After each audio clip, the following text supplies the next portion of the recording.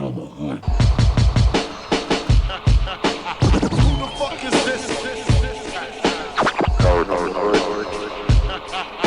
Who the fuck is this? ParanormalHooD. Who the fuck is this? ParanormalHooD. You're feeling lucky, duck, then press your luck. Freak with me as I crawl through the hood. We are the paranormal voice of the hood. Freak with me as I crawl through the hood. Jiggy and the hoodie.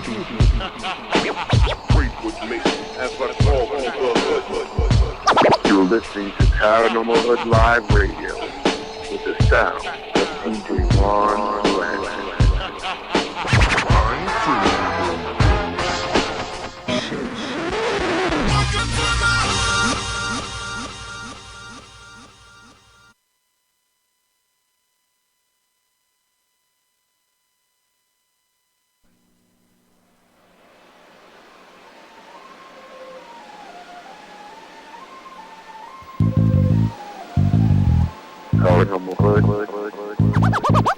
This is ParanormalHooD.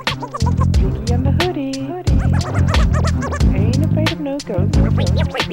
Freak with me as I crawl through the hood. Paranormal, baby. Is how we doing it, ParanormalHooD. ParanormalHooD. ParanormalHooD.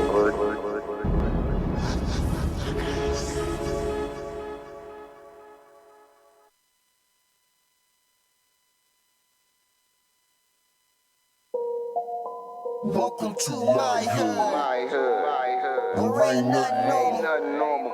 You can take a walk in my hood. Where everything paranormal. Everything paranormal. If you're scared of dying, we got something for you. Open up the door, you can be immortal.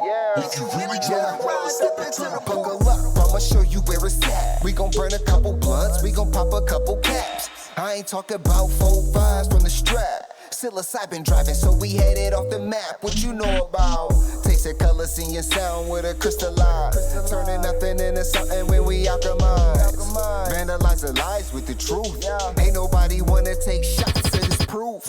All we ever wanted was the answers. Looking for unique, but our vision keep us phantom. Phantom black man, ghost writing in a pentagram. I'm from the place where our thoughts meet the program. Not too many open to the power that they hold. Just know that when we shine, it's the reflection of your soul. Supreme beings moving, watch the galaxy implode. We are not alone. If you're not normal, welcome home. Yeah. Welcome to my hood. Where ain't nothing normal. You can take a walk in my hood. Where everything paranormal. Everything paranormal. If you're scared of dying, we got something for you. Open up the door, you can be immortal. If you really tryna ride, step into the I gotta hold on to this feeling. I'll be seeing visions through the folds of the prism. Projecting all wishes, anything I want is given. Paranormal vision, you can call it supervision. Control the superstition, make them wonder how we do it. They seen us in the mud, now we out here making music with the paranormal movement that's stronger than what you deal with. If Jesus was just a fraud, then hallelujah for Judas. Caesar is not the mob, so it just had to be Brutus. They hate when we on our job, cause persecution is useless. Proof that what we doing is more than just making music. Utilizing the truth, drop it off in the hood. Show 'em what's really good, the feeling is understood. We don't just what it means to get it by all means. Supreme beings moving, watch reality explode. We are not alone, if you're not normal, welcome home. Yeah. Welcome to my hood. Where ain't nothing normal. You can take a walk in my hood. Where everything paranormal. Everything paranormal. If you're scared of dying, we got something for you. Open up the door, you can be immortal. If you really tryna ride, step into the portal. That's our theme music. Every good heroes should have some good theme music. Shout out to SOTOV. Let's get into this, folks. Let's play a little.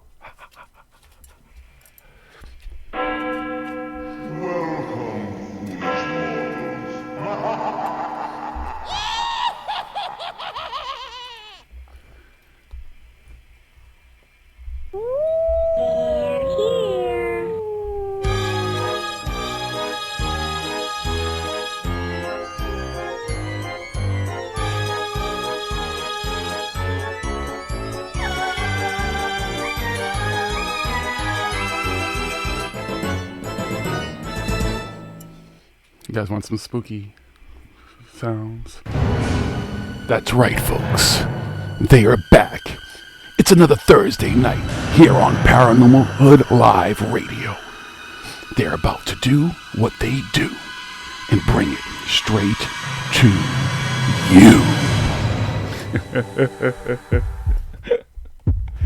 What's Hood Hoodies? Welcome to the Thursday night. It's Paranormal Hood Live Radio. We're live and direct in the Garden of Knowledge Studios. I am your host, Jiggy. Hold on a second. Yeah, give him a second. He has to do it right. What's up, Periscope? Y'all should go over to YouTube. I'm telling you, that's what action is. You want to chat? Go to YouTube, Periscope. I am smoking. Hold on. I want to give a shout out. Let him say it himself. So our number one fan. This is Billy Carson, a.k.a. Forbidden Knowledge. Oops! You're listening to Did it Paranormal again! Hood Live Radio. They are the paranormal voice of the hood. Our number one fan. Isn't that fucking awesome when you're number one fan? Just look at that. This is Billy Carson. Talk a little bit more about him in a Knowledge. little bit. And you're listening to Paranormal Hood Live Radio. They are the paranormal voice of the hood. All right, folks. What's good, everybody? What's up, everybody in the chat? Out of Mind, Effluent, Jonasai, Alfie Summons, Gerald Yates, anybody else who might be lurking, twerking, jerking, and just sitting back there trying to see what the fuck we're going to talk about tonight. Because, yeah, we've been rattling some cages lately, folks. So, I'm going to rattle another fucking cage because I got to do it. Before we get into the news and stuff, this is the segment of the show where somebody gets kicked in the ass. Okay? It's unfortunate because I'm telling you, if y'all have watched this over the years, we have tried hard. Even though we talk shit and smoke and have a good time, we have worked hard. You don't really hear us attack or really do too much. We say how we feel about things. We question things. We look, we observe it. That's what we're supposed to do. But then you just get these motherfuckers. They just open up a can of whoop ass on themselves. Like it's like they want it, So with that being said, let me preface it by saying I am a huge fan of Groovy Bean. I absolutely love what she does. I talk to her. She's a great person. We have some similar things.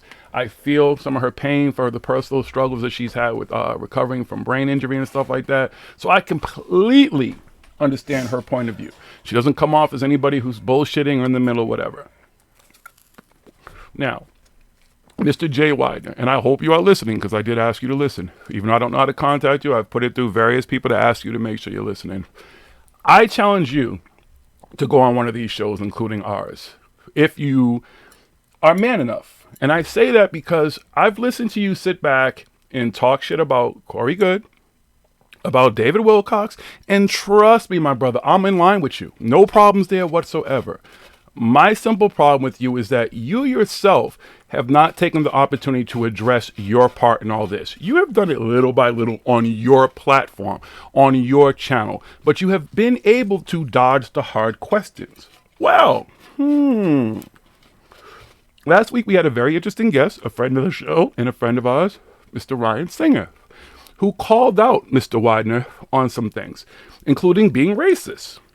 Now, it's ironic that I don't know that he's ever addressed this before. I've never seen anywhere he's addressed it. If there's someone knows where he's addressed it, please send me a link, or he can send me the links personally. But he decided to do a video today. Now, I've watched all his videos, including the recent one, episode 9. I'm very, very well aware of his part in all this. He said that to an extent, but he has not taken ownership for it 100%. When you're calling all these people out and telling them to go on a show, you yourself should step on one of these shows. Steve Cambion, CW Chant is whatever. Maybe you don't want to talk to us. Maybe we're just a little bit too rough around the edges. Steve Cambion, Mysterious Forces Live, they're great interviewers. They don't get upset. Maybe you feel like we'll attack you. We don't do that. But you need to go and be held accountable. Confronting someone about what they've said and done is not attacking them. It's not. We just want to ask some questions, and we're not getting any clarity from you.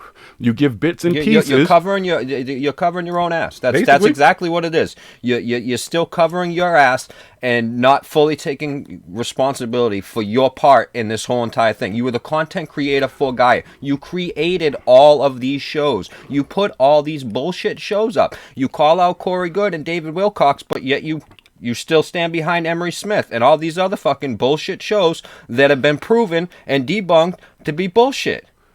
So what's the deal, Jay? Why you gonna if you're gonna call out one, you gotta call them all out because these two fuckheads are talking about the same shit as these other fuckheads over here are. So what? Why is that? And we're going to find out you had a part, Mr. Billy Carson. Ooh, because he's also a guy employee, and I know he's had shows and been on there too. So it just seems like you're the ringleader. Like you may be the mastermind, that you're the person that taught these people how to flow, how to work on television and entertainment in Hollywood. You need to step up. You need to come from behind your little platform. You have a great show. You taught them how to sell this bullshit. Mm-hmm. They came to you with these fantastical stories, and fuck you. You might even given them some of these stories and stuff. From what I'm gathering, that the stuff that you're into and everything, that you were probably feeding these guys things. These guys were just the fucking actors, basically. And you're the groomer.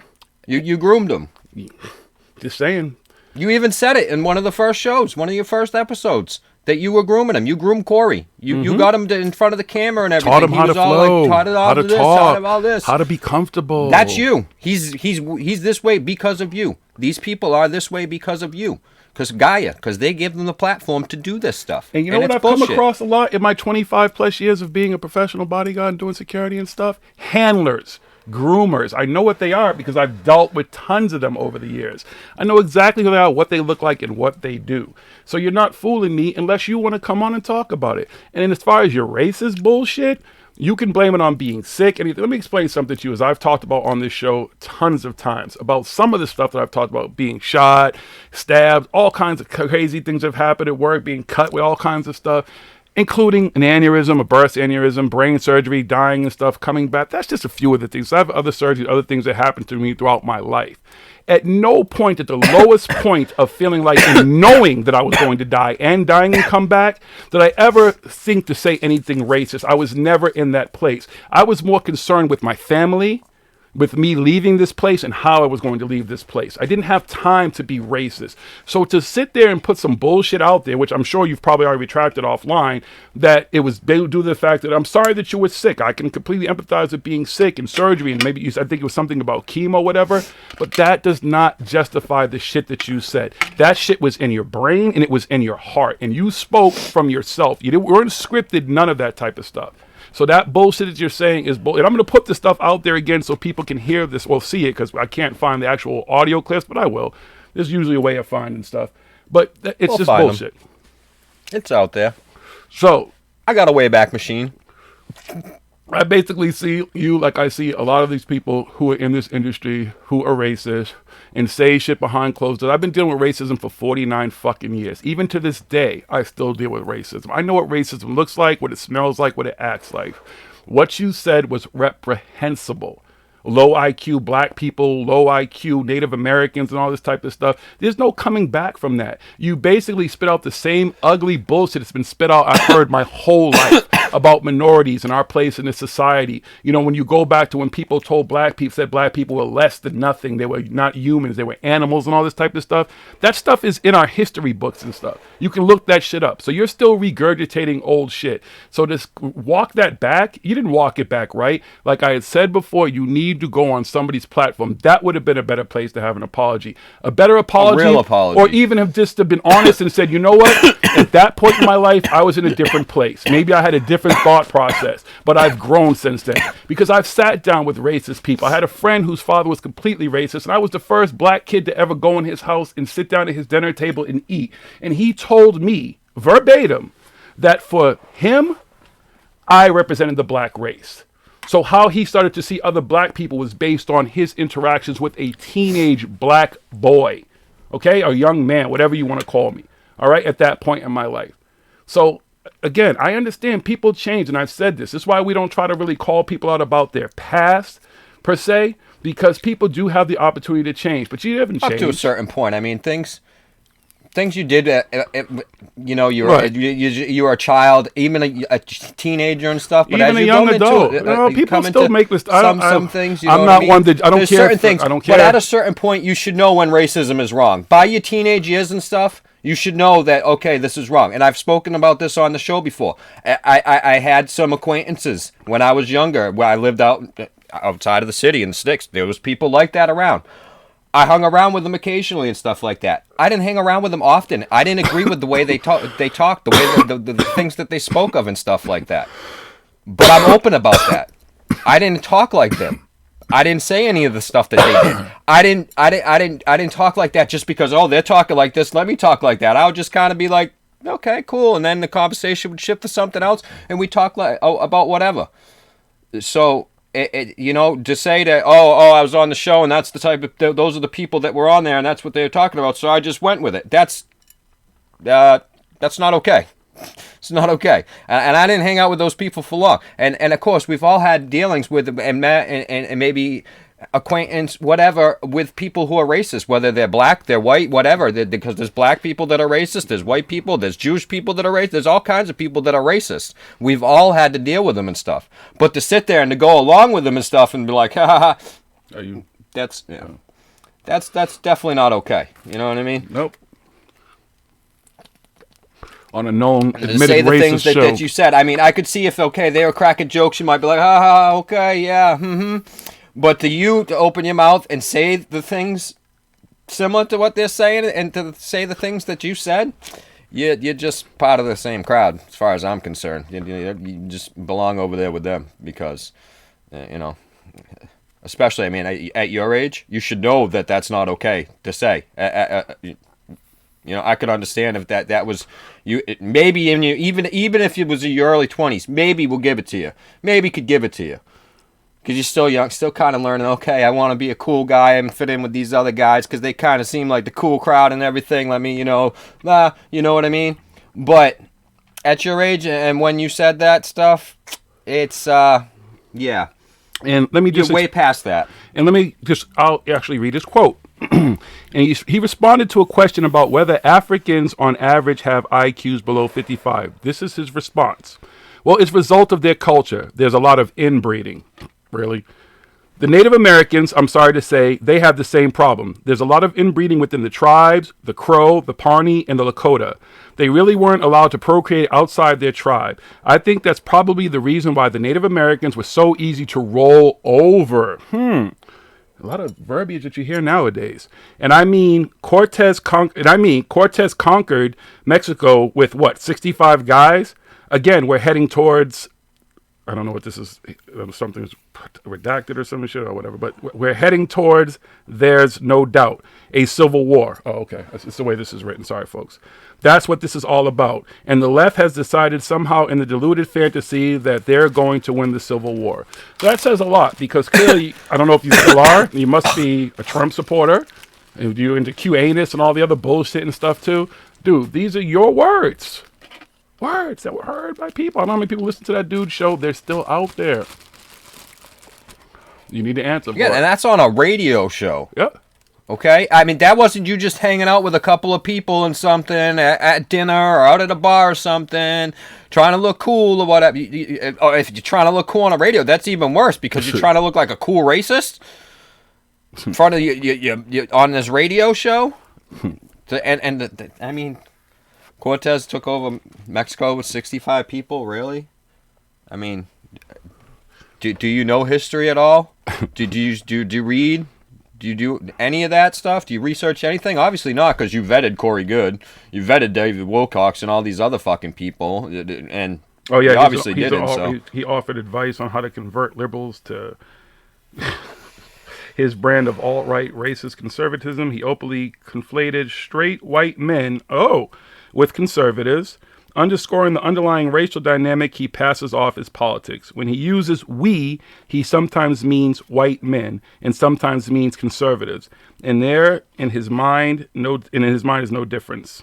In response to crosstalk about whether we built Western civilization, he replied, well, we did, and thank God for that. It wasn't clear whether he meant we again, but blah, blah, blah. I don't even want to read the rest of this. If anybody wants to see it, I'll post it, whatever. But, dude, again, so I hope this does reach you. And folks who are our friends on Twitter should reach out to him and tell him he needs to speak. Not on his own platform, not the way he's been speaking. He has very little to say about his past with things like that. He's more and this is the thing. You put yourself on a pedestal to attack these other people, and I'm right along with you. But you need to, again, like we say to all these other people, practice what you preach. Exactly. Step up. You want to see evidence from them? I've heard you say some things a lot lately, like that people, 7, 8, 9, 10 people have come to you and said they're deathly afraid of Corey Good and David Wilcox. Who are these people that are deathly afraid of Corey Good and David Wilcox, besides Groovy Bean?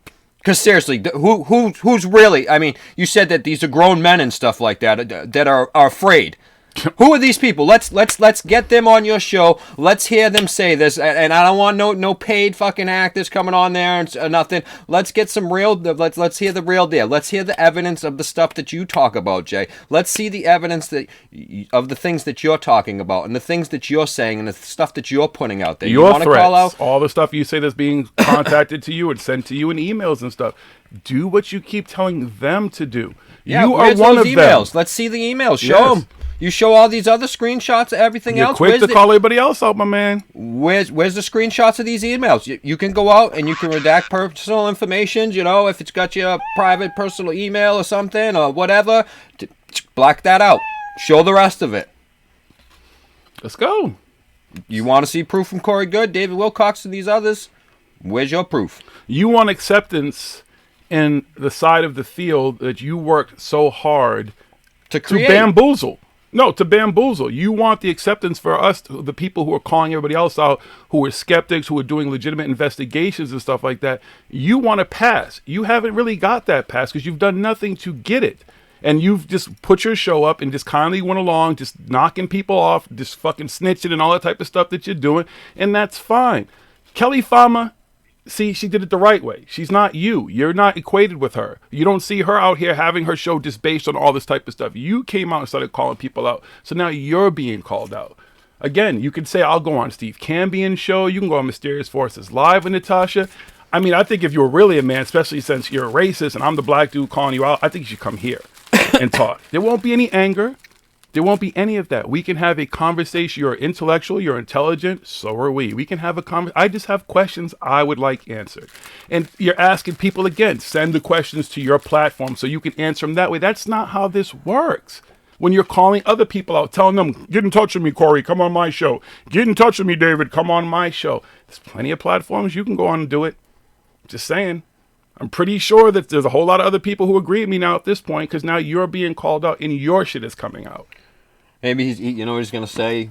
He's gonna say we're working with Corey Good now, like he said to Ryan Singer. I guess last week Ryan Singer when Ryan was emailing him and stuff like that.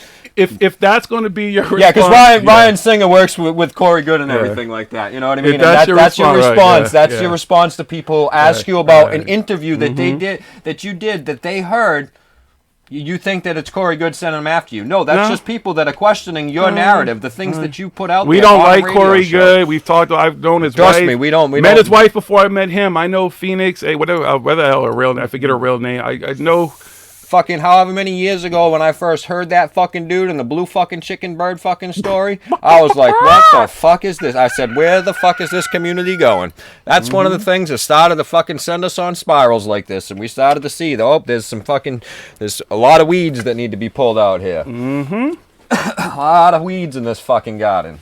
Yep. Get rid of the bullshit if you want the goodness to grow. So if you're going to have a show basically doing what CW does, what Groovy Bean did, what Dark Journalist does, and Unirock, and Steve Cambian, and Brandon Young, and all these other folks who have these type of shows, and you're putting yourself in line with these shows, you've had CW and Kelly on your show, right?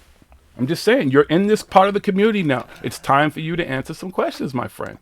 I hope you're listening. I hope this reaches you. I hope I've sent my email to Groovy Bean so you can email. We can start dialogue that way, and then there's not going to be let's set parameters. The basic parameters are just be a nice, cool conversation, my friend.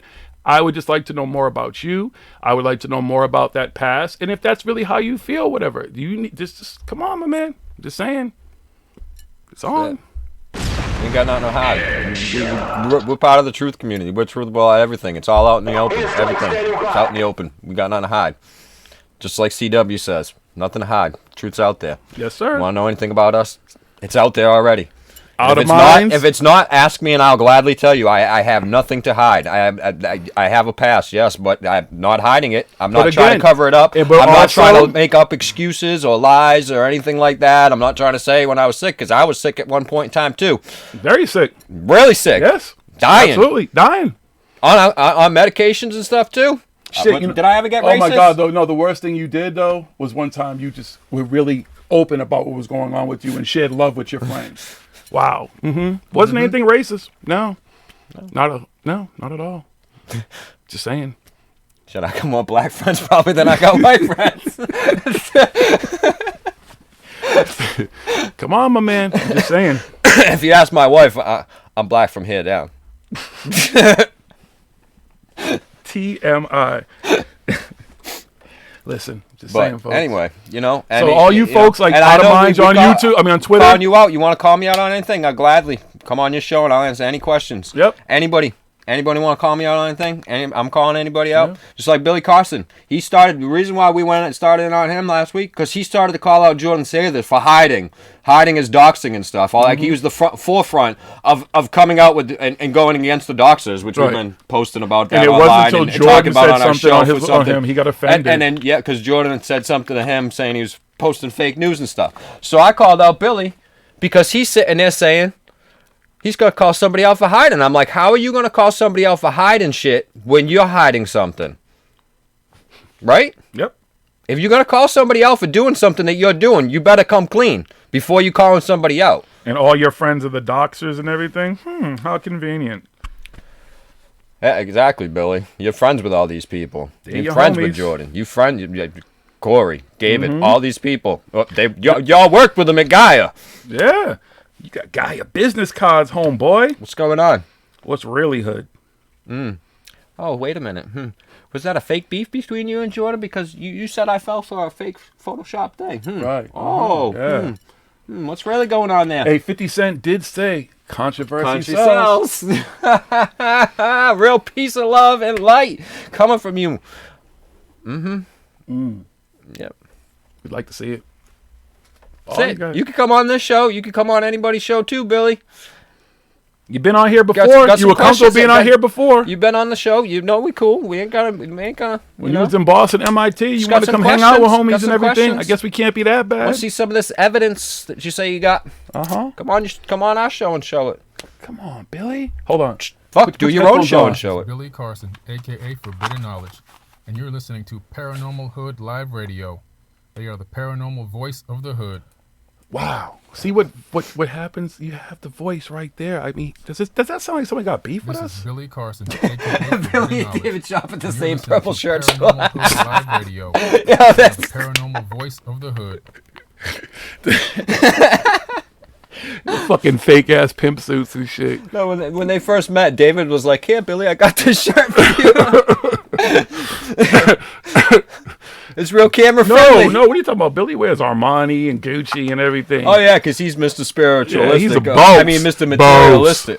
He's a boss. Mr. Materialistic. As he loves to point out, does he's a boss. Stuff, but if you're really spiritualistic, even with all that money, you're not going to be worried about materialistic things. Yeah. You're not going to be worrying about which cars and watches and stuff you're going to buy. I mean, And you wouldn't say things like calling. You're going to make sure you can eat and stuff like that, but you're going to be, yeah. You know what I mean? If I had a whole shitload of money, I'd probably be doing the show right here from the same place and stuff. I might fix the place up. It's over 100 years old, so needs a little bit of work, So I'd do that and everything, but I'd probably stay right here. Or I'd buy a little tiny cabin in the woods. Nah, son. Off the grid and shit. You're gonna have a mansion and shit, yo, and the ghost and all that, kid. I want to be flossing with my fucking watches and my oh cool, you got a sacred geometry flower life pendant with fucking diamonds and gold and shit all over it. What the fuck? Look at my cross too. Fucking gangster, huh? Yeah. I'm fucking I'm a spiritual gangster. There's nothing wrong with working, making a living. You know what you really like are, though? But don't be saying you're all spiritual and all this stuff and everything when you are nothing but a materialistic, egotistic guy getting your ego stroked all day long, tossing up some word salad. We'll be talking about that tonight. Got a whole book of word salad over here. Word salad. Shut up. You are one pathetic loser. So before we start the news, I will say again to Mr. Widener, Mr. Carson, Mr. Wilcock, Mr. Smith, Mr. Sather, and Mr. Good, and anybody else on that side of the fence who feel like they really want to just have a conversation. We're here. We don't even have to do it on a Thursday night. Let us know. We'll accommodate you. It has to be at night, though, because, we have jobs and stuff. We're not bosses like Billy Carson. We got to work and stuff for a living, and we got families and everything. So, we got to work during the day, but we can accommodate you. Any of yous. Come on. We're here. We're cool as fuck. Ask anybody. Most of you people, some of you people have met me. You know me. Your wives were cool as fuck with me. Your wives are, oh, Jiggy, hi, Jiggy. And drunk, and then they run up and jumping in my arms to give me. I don't know who the fuck is this. I don't even remember who the fuck. We ain't the fucking cabal. No, fucking we're any not. of that shit. The cabal don't go to the hood. They don't recruit people on like our us. show and put your evidence out there. We ain't gonna fucking distort your evidence. No. Come and show us the real deal. Yes. You've been around the world, people. That's right. Where's your evidence? Yeah. Let me see the real shit. I don't want to just see y'all stand in front of a fucking pyramid. Yep. Anybody can fly to Egypt and stand in front of a fucking pyramid. This looks cool, yo. Let's take pictures in front of the pyramid. But I have friends who've actually been inside of the pyramids. Oh. I mean, they might have been inside of them too. He ain't been inside You can go on the tour or inside the pyramids he be too. standing. And no, because he has been in, because he has a picture of him standing next to the fucking. But what did you find in there, Billy? You saw the same thing that everybody else who went in there that day. No, he contacted contacted. Same thing when David Wilcox went there. Because he's got pictures of him almost in the same exact fucking stupid spot. So when I win the pyramid, you have to understand that the blue avians is the guy got a fucking pyramid tour package they send their employees on to fucking take photos. They said their fucking employees get their photos taken in front of the same fucking bullshit fucking spots and shit. Dizzy Blind. Emery Smith claims to have 3 PhDs. He's a NASDAQ ass. He got all this shit, but he was crying broke all the time. And he was, if you listen to David Wilcox's resignation letter, Emery had to live in hotels, and I had to do fundraisers for him. No, if he's got all this tech and he's so fucking... it's really expensive to get 3 PhDs and fucking go to NASA. But you would still be able to get a pretty good fucking job. Afterwards. No, even now. I'm just saying, not that I'm going to defend the fucking guy or anything, but I'm just saying. This is the stuff that recently. I know.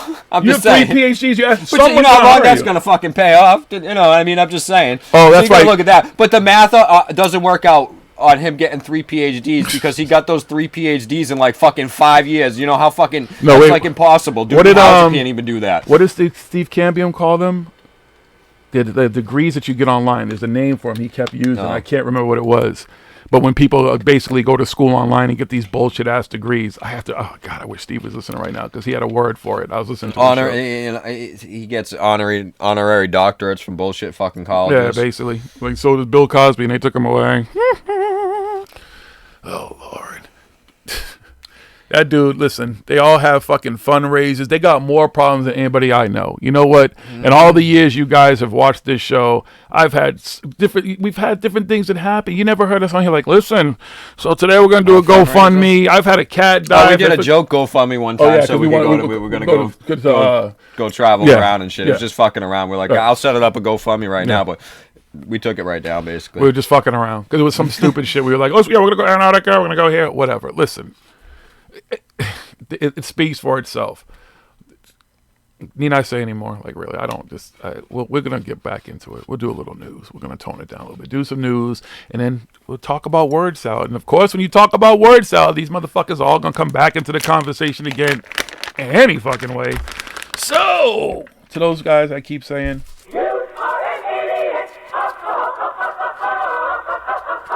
And again, to Jay Widener, anybody who's on YouTube, well, he doesn't do any conversations or chats or fucking comments on his videos, but he's on. They're Groovy. See, I don't want people harassing Groovy Bean because I really have no problem with her whatsoever.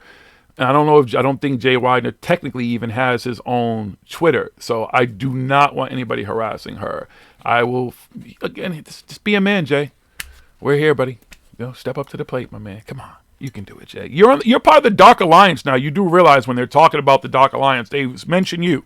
They put your name that they were expecting you to be a contact in the desert and that you were going to be you're an antagonist and stuff. If he's in the Dark Alliance, I'm not no part of that because I'm not no part of any. I'm not no Dark Alliance anyways. I'm not part of any group. Is there a blunt rolled over there? Yeah, we got one rolled Spark right here. one real quick because that's we're in the Dank Alliance. DANK. I'm in nobody's alliance. I'm not aligned with anybody. We're aligned with each other with Paranormal Hood. That's what we're. That's the only alliance we are in. I'm aligned with truth and spreading truth. What's up, Littles? That's it. Exactly. But I mean, they're all CW. Everywhere we're friends, but I don't want to join. That's just what this is. What they do. They divide and conquer. They create these groups, these organizations, there's subgroups. We haven't even gotten to all this shit we're finding out about these people. There's all this sub shit that they do. We're not down with that. We don't do that here. They want to talk about compartmentalizing. Yeah, they fucking we don't do that here. This fucking shit so fucking, it's ridiculous. This is simple shit. This is just straight fucking hardcore. We're just going to come at you and talk. This is where we do this. Where there's no fucking secret conversations with anybody. We don't have groups. There's no there's no other accounts that what you see on social media. I'm not making ghosts. None of that. It's not happening. So listen. Okay, come on, guys. Join the Dank Alliance. Smoke a little weed with us. You know what I'm saying? Get your minds fucking right. Come on, come talk with us. Come on. You can spark up a blunt on your end. You can do voice if you want to. Maybe you don't want to be seen or whatever. That's fine. We can do it. You could just do voice, whatever. Come on. Don't be scared. We don't bite. We don't. Ask anybody. We're cool as fuck. Ask anybody.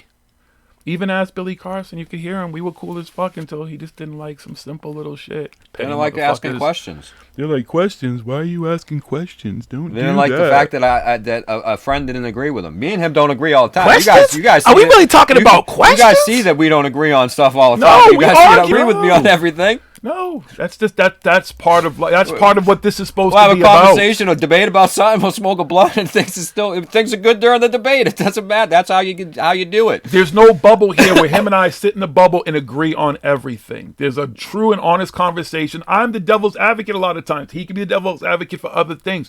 That is the point of having two people who agree on some things, but we do research and stuff. The stuff that we usually agree on has nothing to do with the research stuff. It's just usually basic other things. So there you go. Come on. It's usually like personal opinion and stuff like that. Stuff like not the truth. The truth, we know. We agree on the truth. We agree on who the bullshit's coming from. Exactly. Questions. Minor details, right? What's up, Brandon? Peace and love, brother. Oh, Petey Craig. Oh, man. We were going in on JY. Now, Brandon, just because I don't want to spend any more time on this, but I just called JY now about the racist shit and everything, and I just want this dude to fucking go on somebody's show, not his own, and not answer questions on his show. He thinks he's part of the Dark Alliance now. He's one of us. He needs to talk. He needs some shit. He needs to answer to. Honest, sincere apology, and we'll be able to tell if that shit's fucking honest and sincere. Yeah, not that shit he put up. I don't know if you saw his video earlier about his racist shit, and he tried. And that still ain't gonna put you fully in the clear. Listen, if that's how he truly feels. Bless you, may the creator, whoever bless you, whatever you believe. You're allowed to think like that. Be honest about it, though. You put that shit out in the ether. It's out there. It's not going away. It's on the internet. It's not going away. So at some point, I think you felt like that. Maybe you don't feel like that anymore. Whatever. I was the other day up and down a couple times on one of the shows, episode 6, I think, maybe even 7. Oh, I'm a Taoist and I believe in Taoism and all this stuff. Taoism. I don't think it has anything to do with racist shit like that, if I could say anything like that. Definitely not something that any Taoist I know would say. It's always convenient. None of the Taoist books that I've dabbled in and read and looked into has any thought on that. So, I don't know. And that was recently. That was last year he said this. That wasn't 2 years ago. That wasn't 10 years ago. That was last year. Maybe he just switched and started practicing Taoism now, and sorry about his old ways. I don't know.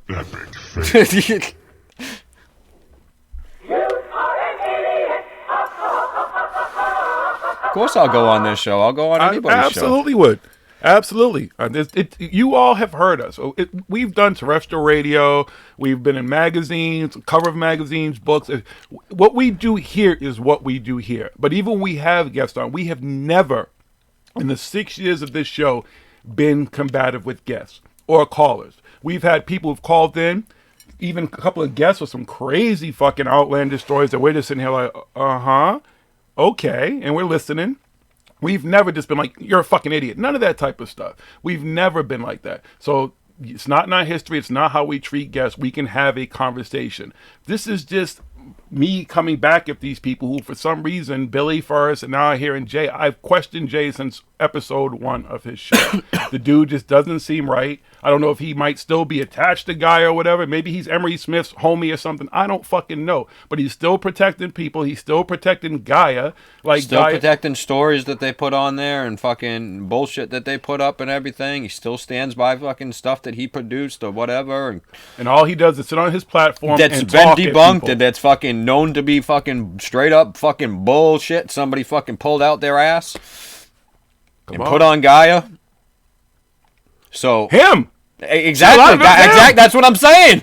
So Mr. O, well, I kept Pete Peter. I did that. I kept Pete Peterson stuff off because I knew it was bullshit. So out of all those fucking people, clowns, all those shit, those clowns, the Pete CW Peterson. calls them. Pete Peterson was the only the one Right. where you drew the line at. The old senile man who possibly could have just. Corey Good comes in talking blue chicken birds, and you fucking vetted him for fucking hours and hours and hours, questioning him, and you still believed him. Emery Smith still got shows. Since He when just is interviewed vetting John just Lear. They got questioning new people? Emery Smith has new shows with Gaia, with John Lear, everything and stuff. Current shit. Vetting somebody requires doing more than questioning them, asking them questions and hanging out with them, fucking going to dinner for a couple of fucking days in a row. We know how he vetted him. He said, "Listen, what's your story? Okay, I got a better one. I'll tell you what to do with the story. Now we're gonna go take it and do this and film this shit. Do it my way." That's how he vetted him. Let's be honest. Come on. Exactly. I know that. Okay, come on, dude. Come on. Exactly, Meta Bunny. It's Hollywood. They're an entertainment. There was a point when Gaia was about some kind of, truth and some kind of trying to help you to help yourself and be a part of love, and positive things. Now, all of a sudden, I don't know if it's because of this dude or whatever, Mr. Hollywood, boom. But come on, Jay. Just saying. We got outsiders. We got a dude. Oh, yeah. He cracked Coral Castle. Yes. We know that he was on a fucking nuclear submarine fucking keeping that shit running. Yes, sir. You can look that up. You can find out that sir. shit. We know astrophysicists who've actually been on this show. It's architects, all kinds of very verifiable. Yes. You can check their fucking schooling history and stuff. You can see their documentation that they actually went to these schools. You can call these schools and verify that they went to these schools and worked for these places. And they didn't get fired and have restraining orders against them and stuff like that and all these other things because they fucking left the company in unscrupulous ways. Emery Smith stealing fucking $250,000 plus all kinds of shit. Fucking Corey Good fucking restraining order for fucking all the crazy shit he was saying at his fucking job. And these dudes who are represented by the law firm of fucking Mo, Larry, and Curly and shit, always with their threats and lawyers and shit. Irony from these fucking people is hilarious. Come at me with a lawyer. I'm gonna sue you with it, Billy. I'm gonna send a cease and desist order to Paranormal. Why do you keep saying you're gonna send a cease and desist order to him? The fuck does that even mean to Paranormal Hood? Like, dude, grow up. Go ahead, send it to me. For what? Cease and desist what? Fair use. You guys are Fair public use. figures. That's what your Instagrams and everything say. Public figures. All you guys, you're public figures. You're public speakers. You speak everywhere. You push this bullshit everywhere. You're an intergalactic warrior. That's right. You fought battles Light all over the warriors, galaxy. You fought fighting giants for the and freedom of aliens. humanity. You fucking dissect aliens and But fucking you kill pussies them are scared of and- CW. You're scared of Kelly Farmer. You're scared of Groovy Bean. You're scared of Jay Widener. You're scared of Cliff High. I Joe guess. from the See, the funny thing is we Carolinas, never you're make the scared of list. They these people. didn't say nothing about Paranormal Hood. Is that racist? And you call us the Dark Alliance once we got part of this. This is racist shit, isn't it? Why aren't we included? God damn you. It's all right. It's all good.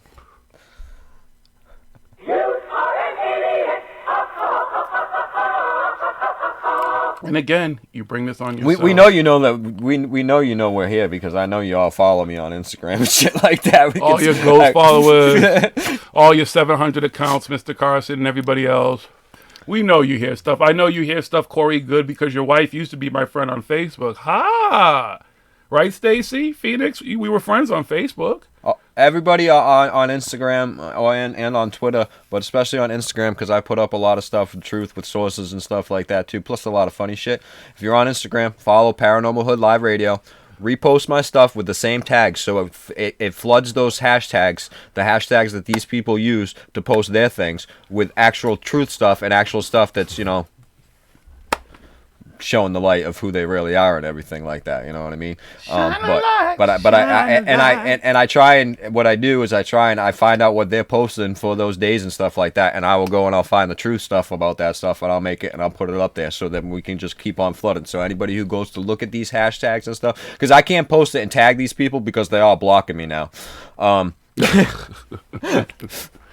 Just for asking questions. I mean, I block people that are trolls that come in and they just start fucking spouting off, fucking saying stupid shit. I'm just gonna block you right away. But if you have legitimate questions and stuff like that without fucking being an asshole and shit and fucking saying stupid stuff, then I'll talk to you and we can talk. But if you're gonna fucking just come in and say fucking stupid trollish shit, then goodbye. I'm just gonna block you. But if you're blocking people for asking legitimate fucking questions about the work that you're putting out there, then you're hiding something. So. But anyway, so people on Instagram, follow me on Instagram, follow us on Instagram, repost the stuff that I'm posting up with the hashtags I'm posting up so that it goes underneath those things and it just keeps on. So anybody scrolling through sees their stuff, but they're going to see stuff from all of us and showing both sides. So people have to question it. They're going to see Corey Good says this fucking bullshit. And then we post up that, oh, nope, Corey Good is full of shit because this is the actual truth. People are going to start to say, more and more people are going to be like, what the fuck is wrong with this fucking chicken bird fucker?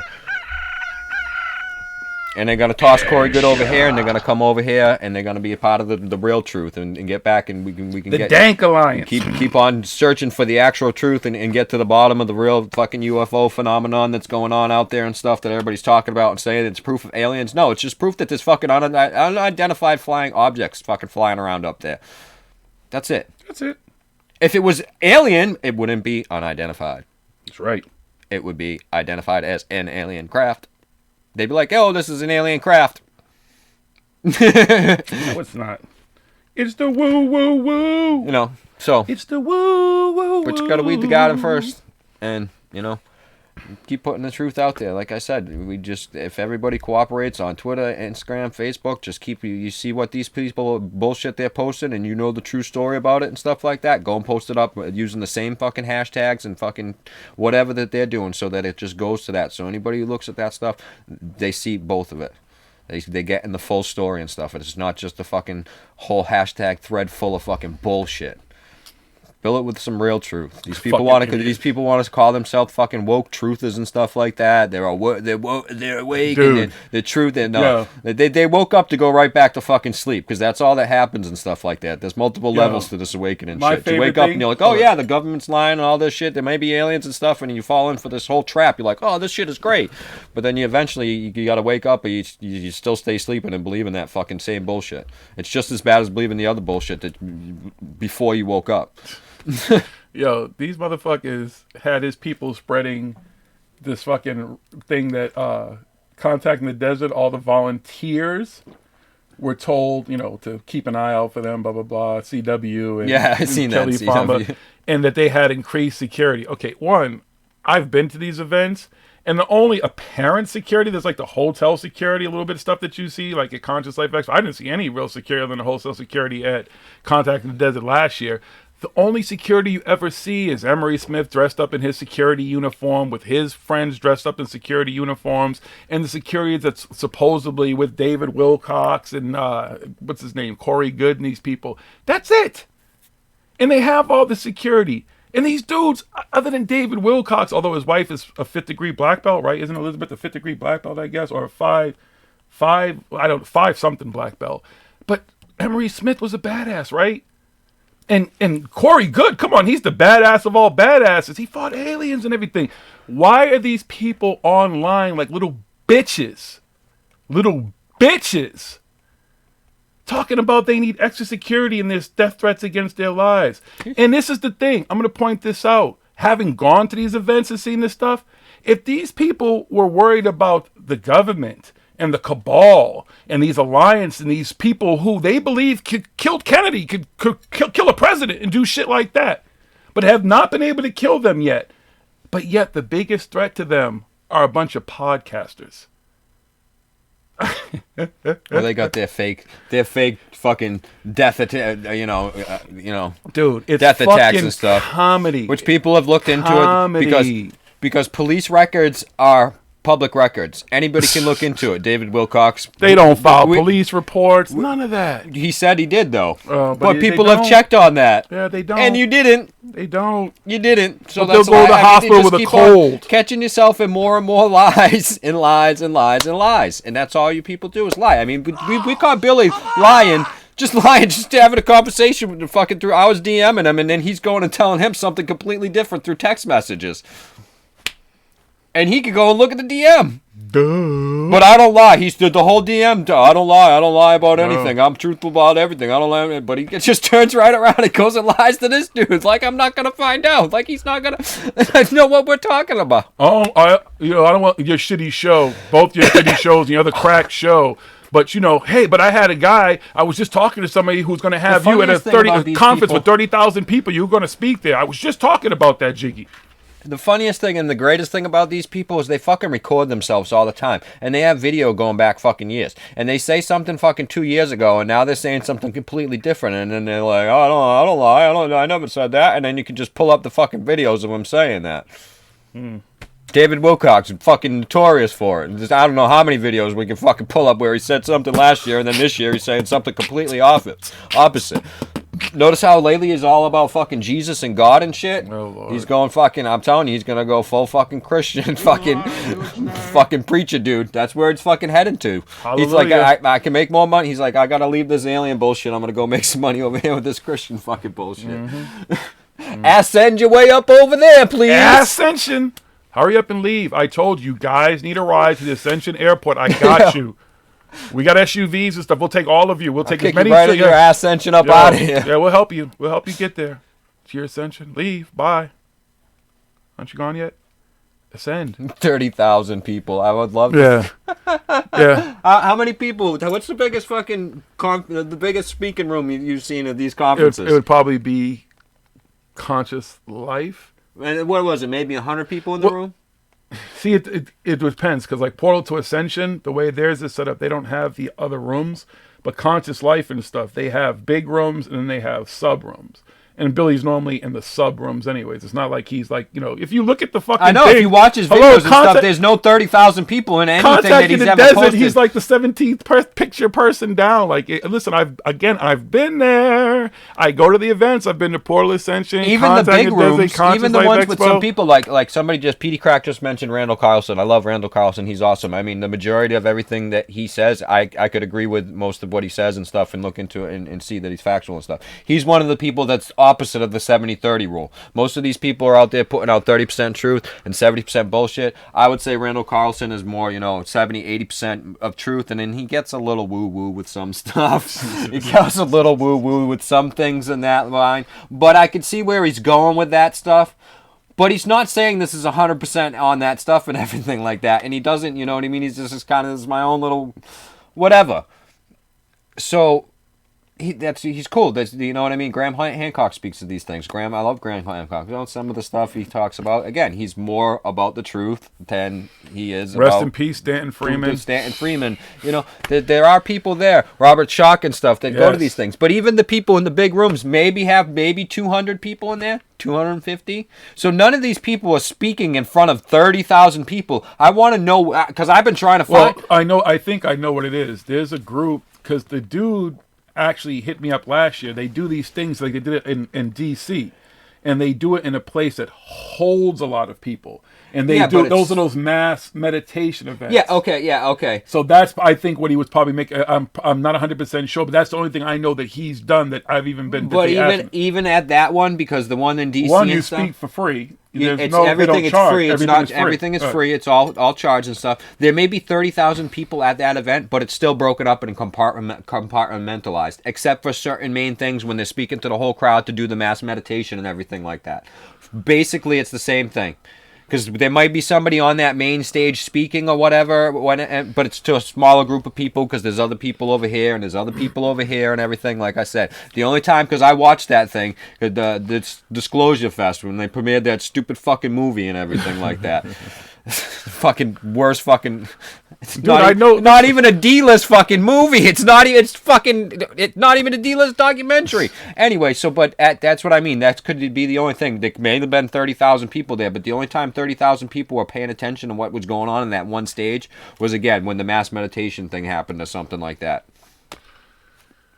Been there, done that. Know what goes on. He ain't speaking. Again, again, dude, yeah. Mm-hmm. Hi, Jay.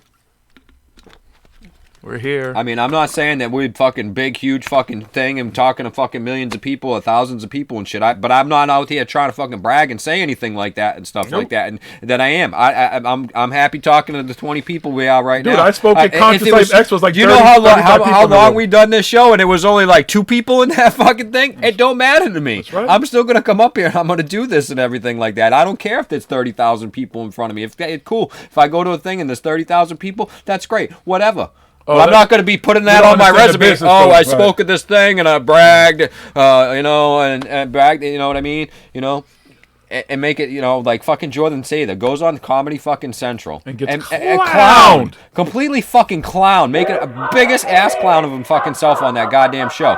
And he puts it all over his fucking bio on his website, fucking bragging about it like it's fucking accomplished. Because in his mind, if you look at his eyes, he felt like he schooled that guy, man.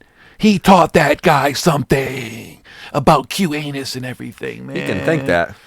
And that's, Jordan, you are the biggest pussy out of all of them. And the reason I say that is because the simplest challenge was put out to you, the 16 bar challenge. CW just wants to rap out of you because I heard you claim that you knew hip-hop and you could rap and shit.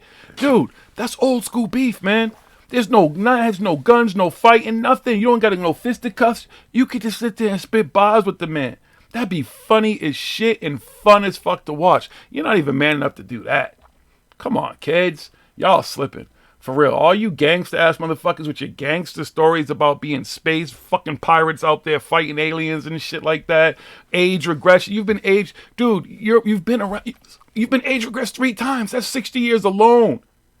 And whatever time you've been on... How old is he? It's 40... I don't even know how the fuck old... In that time on Earth. So you've been here almost 100 years, basically. You should be a bad-ass motherfucker. You shouldn't be like, fuck it, whatever. Everything's all good, son. I died. I don't give a fuck about death. Whenever death comes, it's going to come. But clearly, you motherfuckers do all this shit, man. Come on. Pussies. Straight fucking pussies. Talk. Scared of fucking CW Chanter and Kelly Farmer, Groovy Bean, Jay Widener. Maybe you all are scared of him. Scared of us. They might be scared of Jay because they realize that he's the mastermind behind us and he's the motherfucker that's like, yo, that's the dude that put us all on. Yeah, so Jay, maybe the master didn't teach us everything. Jay probably does have some other stuff. He probably has stuff on all these people, like sitting there where they're all making up a whole bunch of bullshit. Yep. And they're scared of Cliff High because he's watching the algorithms and shit like, oh shit, these motherfuckers, he probably sees them going to jail or they're going to be in the tribunals or some shit. He probably sees that in his algorithm, so they're scared of Cliff High. Wow, you guys, I'm telling you, wow, easily shook. Woo. Don't ever go ghost hunting, motherfuckers. Y'all would just fucking shit your fucking pants. They'd get out the car and fucking shit their pants and get back in. Yeah, I'm not going in there. They'd be like, remember those cops? It was like, we don't go in there unless like, we have to. What about those fucking aliens you fought, dude? This is some ghosts. They can't even hurt you. Nah, son. Nah. I ain't about that life, yo. I don't want no smoke with no ghost. Shots fired, gentlemen. We're here. I won't even use here, Corey, you should understand these, right? Ray guns. Come on, some scientific shit. Airstrike standing by. We ain't even gonna do no news tonight. We're just gonna play a couple songs, man. Go get your heads right. Take a break real quick. Don't go anywhere. Just stay here. See, I'll know who leaves too, because usually this is the point, like when the people who are just fucking monitoring for everybody else. Hi. I don't call them haters either. Haters is the wrong word. You're just not into it or whatever, or you're just monitoring to go tell your friends. So you go run and tell that. Make sure you talk about everything that we said. And if you didn't hear everything, make sure that you go and listen to the archives, because it'll be up, right after the show's over, and you can hear the shit that you didn't hear, and then go talk about that, okay? And then when you folks, any of you, are ready to just be a man, especially you, Jay, you're the dark side, man. You're the Dark Alliance now. You're one of us, according to them. So come on, my man. Let's talk. You can do it. We won't hurt you. We don't bite. Ask all our friends. Ask all your friends. A lot of you folks, they've met me. They know me. Their wives love me. They think I'm cool as shit. They love talking to Jiggy when Jiggy would sit there and talk and hold court and stuff like everybody else. Come on. Jiggy's not that. I'm not a big, scary black guy like you may have heard. Or you may think. Come on. Come on. Come talk to us. Come on, Jay. Especially you. I really would genuinely, I'm all bullshit aside, everything I've said tonight, I would like to have a conversation with you, and you can defend yourself. You absolutely can defend yourself, but there's a better way to do things than how you are currently conducting yourself. You keep holding court on your show, on your platform, and it's just not fair. You keep calling these people out. So I'm asking you genuinely to talk. It does not have to be here. I would like it to be here because I take the racist shit very personal. Yeah. But I really do. You know what Jay reminds me of? You know that post that I got of the fucking lady? She's holding up a little fucking tea light candle like this, and she's shining the light. That's Jay. He's like, hey, look, I got the truth over here. Look at. Shh. Don't scare the truth away. And he's just got a little bit of truth. But I'm the fucking dragon, and I fucking come in and I burn the whole fucking city down. I'm like, come on. That's what it is. Come on, Jay. Seriously. Come on. I said I'm all. That's if you're gonna let the truth out there, be the dragon, Jay. That's right. Let it all out there. It's fucking time. Burn the village down. That's right. Let's go. Come on. Put man. all the truth out there. I got you, black son. You know what I'm saying? Don't keep protecting these other people. Come on. Don't keep fucking covering your own ass. Dude, I've been around all of them. I was in the same fucking little bar area of the fucking thing at Conscious Life Expo. Emery was there with all the security. The dudes were saying hi to me, everything. Walk right, nothing. No one's scared of me. I'm cool, man. Come on, Jay. Come on, Jay. Come on, bruh. Let's have a conversation. Bring it to the Boston side. Come on. If you smoke weed, you can even join the Dank Alliance. Come on. Come on, Jay. Please. All right. Yes, I spit hot fire. Who's the 5 greatest MCs of all time? Come on, y'all. All right, we're going to take a quick break. Don't leave, all right? We're going to come back, and we're going to talk about this word salad, because it definitely has to do with all these motherfuckers. There was a whole bunch of word salad today. And the Dark Cabal, and they're out there, in the Dark Alliance, whatever you want to call them, the Darkies are out there, and they're coming after me and Elizabeth. We're going to be speaking at Contact in the Desert. Now Kelly Farmer's out there. They've got ninjas because she's Asian. It's on. I'm scared. I don't know. Help me, please. We'll be back, folks. Don't go too far. It's Paranormal Hood. Listen to this song. This is a shots fired song, definitely. Pay attention to the words.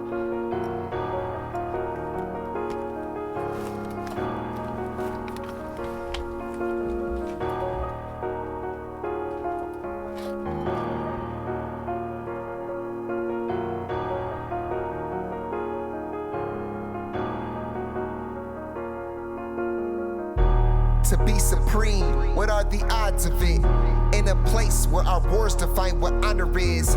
Every day we having battles with all kind of shit, but it's up beside the mirror where the challenge lives. Face to face with the ruler of our universe, and we can never see she's reflecting all of our inner work. Our intentions should be something other than riches. Our values don't match our value. We live in a contradiction. Listen, we ask for eternity and we got something more. Now we run away from life just to go to war. Embracing all the struggle like it's a distant brother. Not learning there's no struggle if we embrace each other. But this money got y'all acting different. Ain't no activism, cause activists don't act on a common interest. They want you to choose a side. They divide, you get conquered. The winners get the honor of ranking you as a monster. This is war. Yeah, this is war. Yeah, this is war up in your house, war up in your mind. This is war upon your kids, so this is war with all the time. This is war all in your spirit. Can you hear it? Can you feel it? You can smell it through our pores. Our essence is now a weapon for this war. They telling us his story, but it's not the truth. Let alone even relevant to me or you. Tell them eat your stardust when you rolling through. Cause this body ain't nothing but a cosmic coupe. And that's the very thing these humans try to hide from you. They don't want you to see the God that lies inside of you. In this information war, we're being lied to. Because there is no Messiah that is provided to you. There is no supreme being that lives outside of self. And if you don't believe me, your denial's felt. So who am I to try to empower the powerless? Cause for the truth, I push courage out of a coward's chest. Pull verses from universes to encourage purpose. So every rhyme is like a pregnant virgin, birthing diamonds from a lifeless surface. A rising serpent to the eye. Climb that ladder on a spine as we remind the mind that this is war. Yeah, this is war. Yeah, this is war up in your house, war up in your mind. This is war by your kids, so this is war with all the time. This is war all in your spirit. Can you hear it? Can you feel it? You can smell it through our pores. Our essence is now a weapon for this.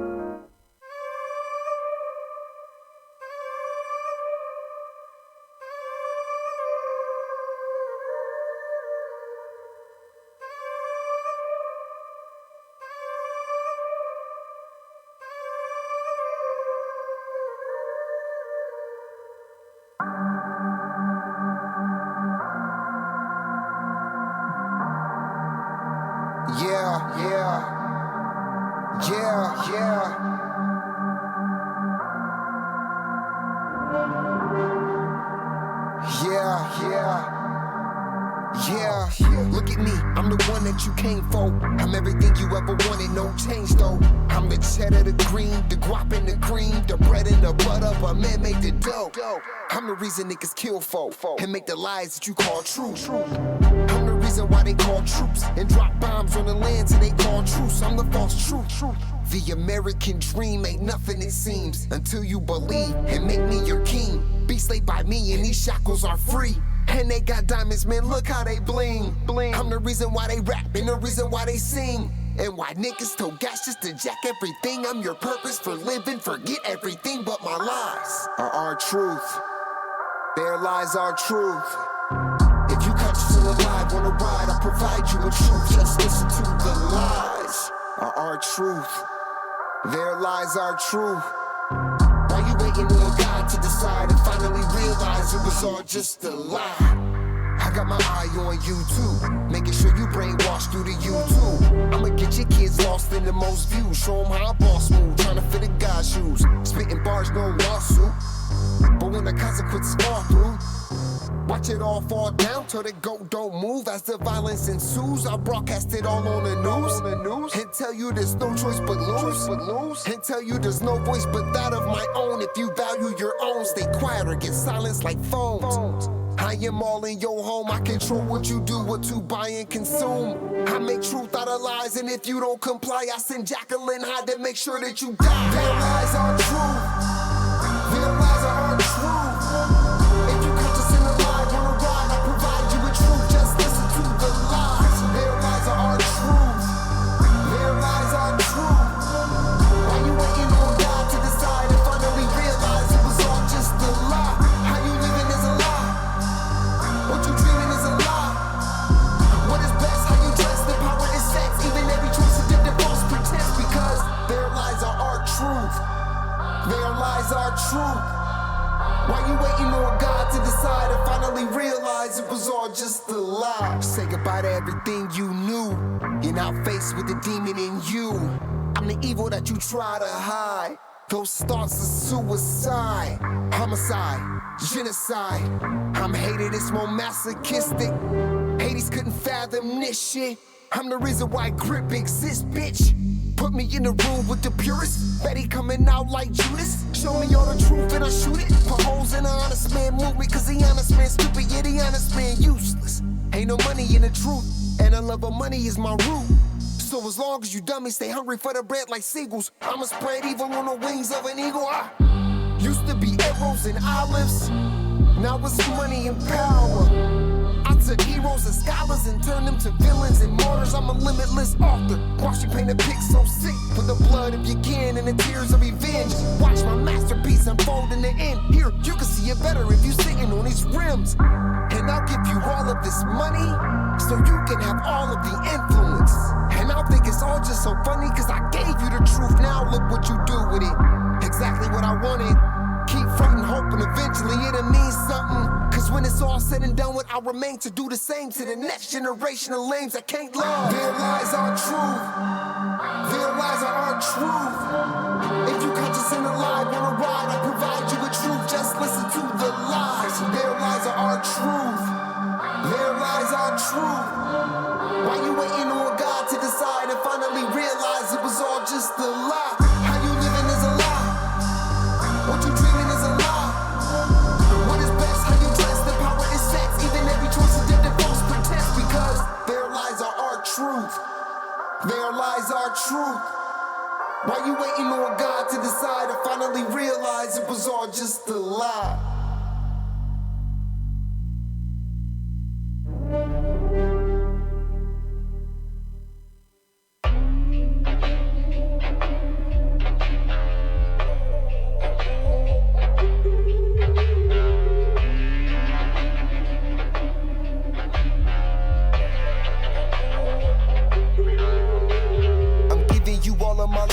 So you can visualize all of my pain.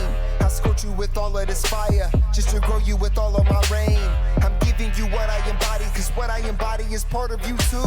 But you must have forgot, somewhere down your whole road line, the program took over your truth. And this is why I came, to leave my legacy in flames. So pick up a torch, carry me forth, and let my light create the way.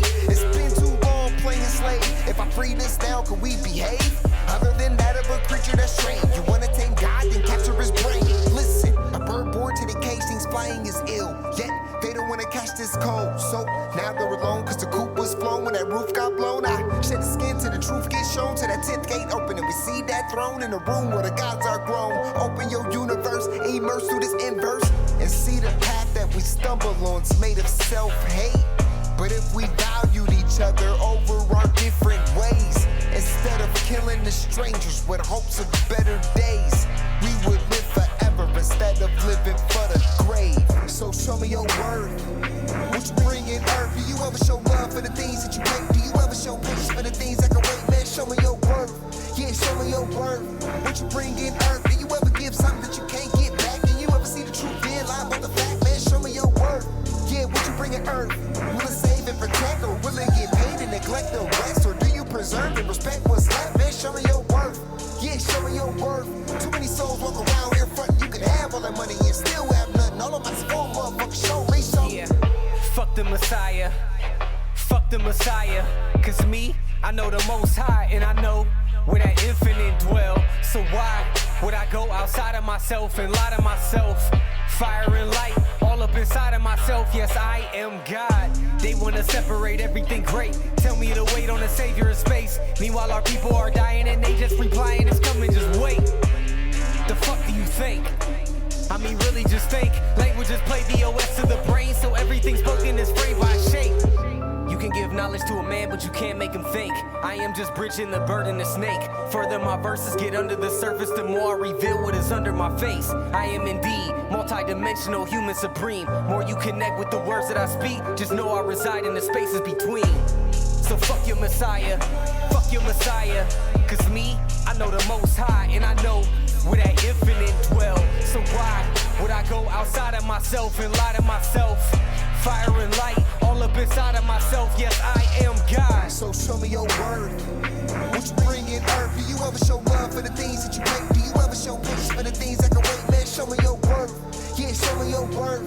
What you bring in earth? Do you ever give something that you can't get back? And you ever see the truth then lie about the fact? Man, show me your worth. Yeah, what you bring in earth? Will it save and protect, or will it get paid and neglect the rest? Or do you preserve and respect what's left? Man, show me your worth. Yeah, show me your worth. Too many souls walk around here front. You can have all that money and still have nothing. All of my small motherfuckers show me something. Welcome to my hood. Well, ain't nothing normal. You can take a walk in my hood. Well, everything paranormal. Everything paranormal. If you're scared of dying, we got something for you. Open up the door, you can be immortal. If you really try to rise, step into the buckle up. I'ma show you where it's at. We gon' burn a couple blunts, we gon' pop a couple caps. I ain't talking about 4-5s from the strap. Psilocybin driving, so we headed off the map. What you know about? Tasting color, seeing sound with a crystal eye. Turning nothing into something when we alchemize. Vandalize the lies with the truth. Ain't nobody wanna take shots at this proof. All we ever wanted was the answers. Looking for unique, but our vision keep us phantom. Phantom black man, ghost writing in a pentagram. I'm from the place where our thoughts meet the program. Not too many open to the power that they hold. Just know that when we shine, it's the reflection of your soul. Supreme beings moving, watch the galaxy implode. We are not alone. If you're not normal, welcome home. Yeah. Welcome to my hood. Well, ain't nothing normal. You can take a walk in my hood. Well, everything paranormal. Everything paranormal. If you're scared of dying, we got something for you. Open up the door, you can be immortal. If you really try to rise, step into the I gotta hold on to this feeling. I'll be seeing visions through the folds of the prism. Projecting all wishes, anything I want is given. Paranormal vision, you can call it supervision. Control the superstition, make them wonder how we do it. They seen us in the mud, now we out here making music with the paranormal movement that's stronger than what you deal with. If Jesus was just a fraud, then hallelujah for Judas. Caesar is not the mob, so it just had to be Judas. They hate when we on our job, cause persecution is useless. Proof that what we doing is more than just making music, utilizing the truth. All right. Smoke King had to go get blunts. So I don't want to keep playing music. I know y'all are sitting up here, and I appreciate everybody who's hanging on and stuff. I've been kind of hitting the chat, but maybe I'll talk a little bit about some of the stuff that's going on in the chat. Because Michael Adams, here comes Smoke King anyways. So we can stop the show in a second anyway. I love that, though, Michael Adams, because, yeah, Tyler's a little bitch. Oh, thank you guys. This is Tyler from Security Team 10. Thank you guys for helping me get my monetization back because it's all I'm about. I need the money and stuff so that I can go on these vacations to do the stuff that I do. So without you guys, it wasn't possible. Though thanks for stepping up because without that, I was really going to just go away and quit the channel because without the money, there's really no reason for me to do this stuff, to lie to you guys and put up fake posts and everything, guys. So, you know, I've created fake posts and everything. So without that, without the money that comes in from that, there's no reason for Security Team 10 to have a channel. So if I don't get my monetization back in like 48 hours, it's goodbye. Bye, Tyler. But thanks, guys, because I got it back, and it's all because of you, because I tweeted like a little bitch, and you guys got behind me, so thank you, guys. And I'll continue to keep putting out bullshit information and passing off other people's information and creating more and more bullshit information to make you guys believe that UFOs are aliens. And maybe I'll get Bob Lazar back on again. If you guys, all right, first of all, welcome back. This is Paranormal Hood Live Radio. We are live and direct in the God of Knowledge Studios. I'm your host, Jiggy. For anybody who's new, doesn't know.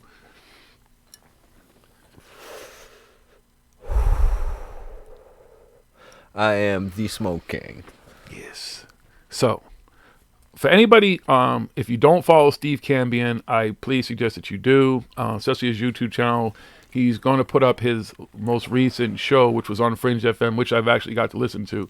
And Smoking listened to it. And it's about Bob Lazar, George Knapp, and what's the other guy? Is it Jeremy Corbin, whatever the fuck his name is? Corbin. And it is Corbin Dallas. Excellent.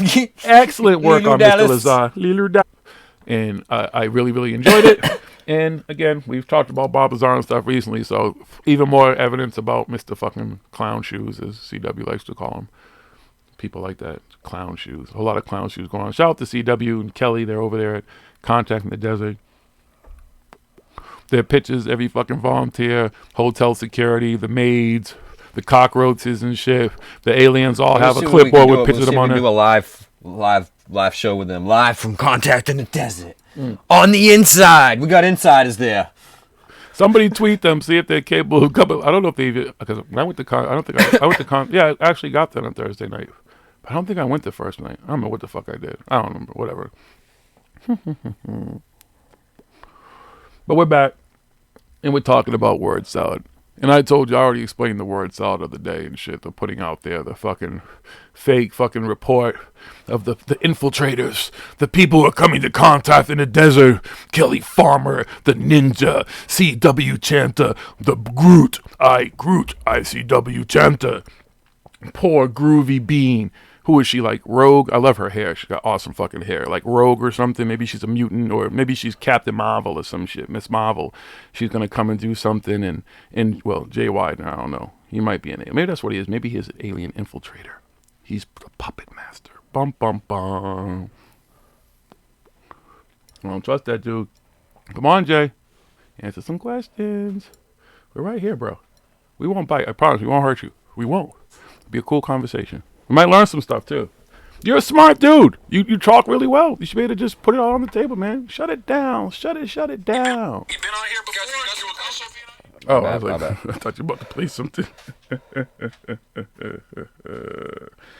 Where's that book? Where's our favorite book? Is it over there? Anybody want a book? You done with it? Can I see it? All right, we're gonna do a giveaway. No, I'm not done with it. You're not done with it yet? Okay, when he's done with it, I'll give it away. I paid for it. I paid my $30 for it. When he's done reading it and completed it, I will send it to the next person. It's good to have on hand. Oh, it's good? Yeah, because sometime I might see him, and I might be like, well, what about this right here? Well, because we're paying customers. Yeah, paid for it. Fair use, fair right. Paid for it. Paid $30 cash. Cash. Not, I didn't get a discount. I paid $30 cash. See?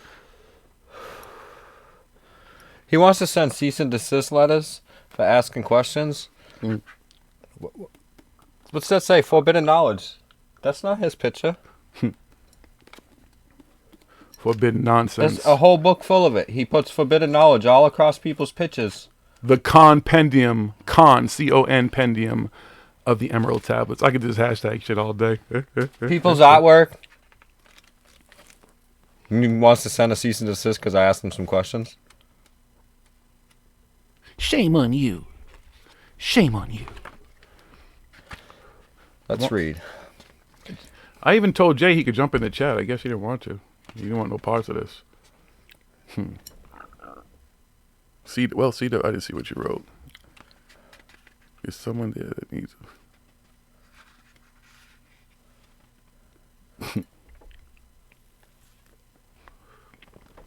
Wait.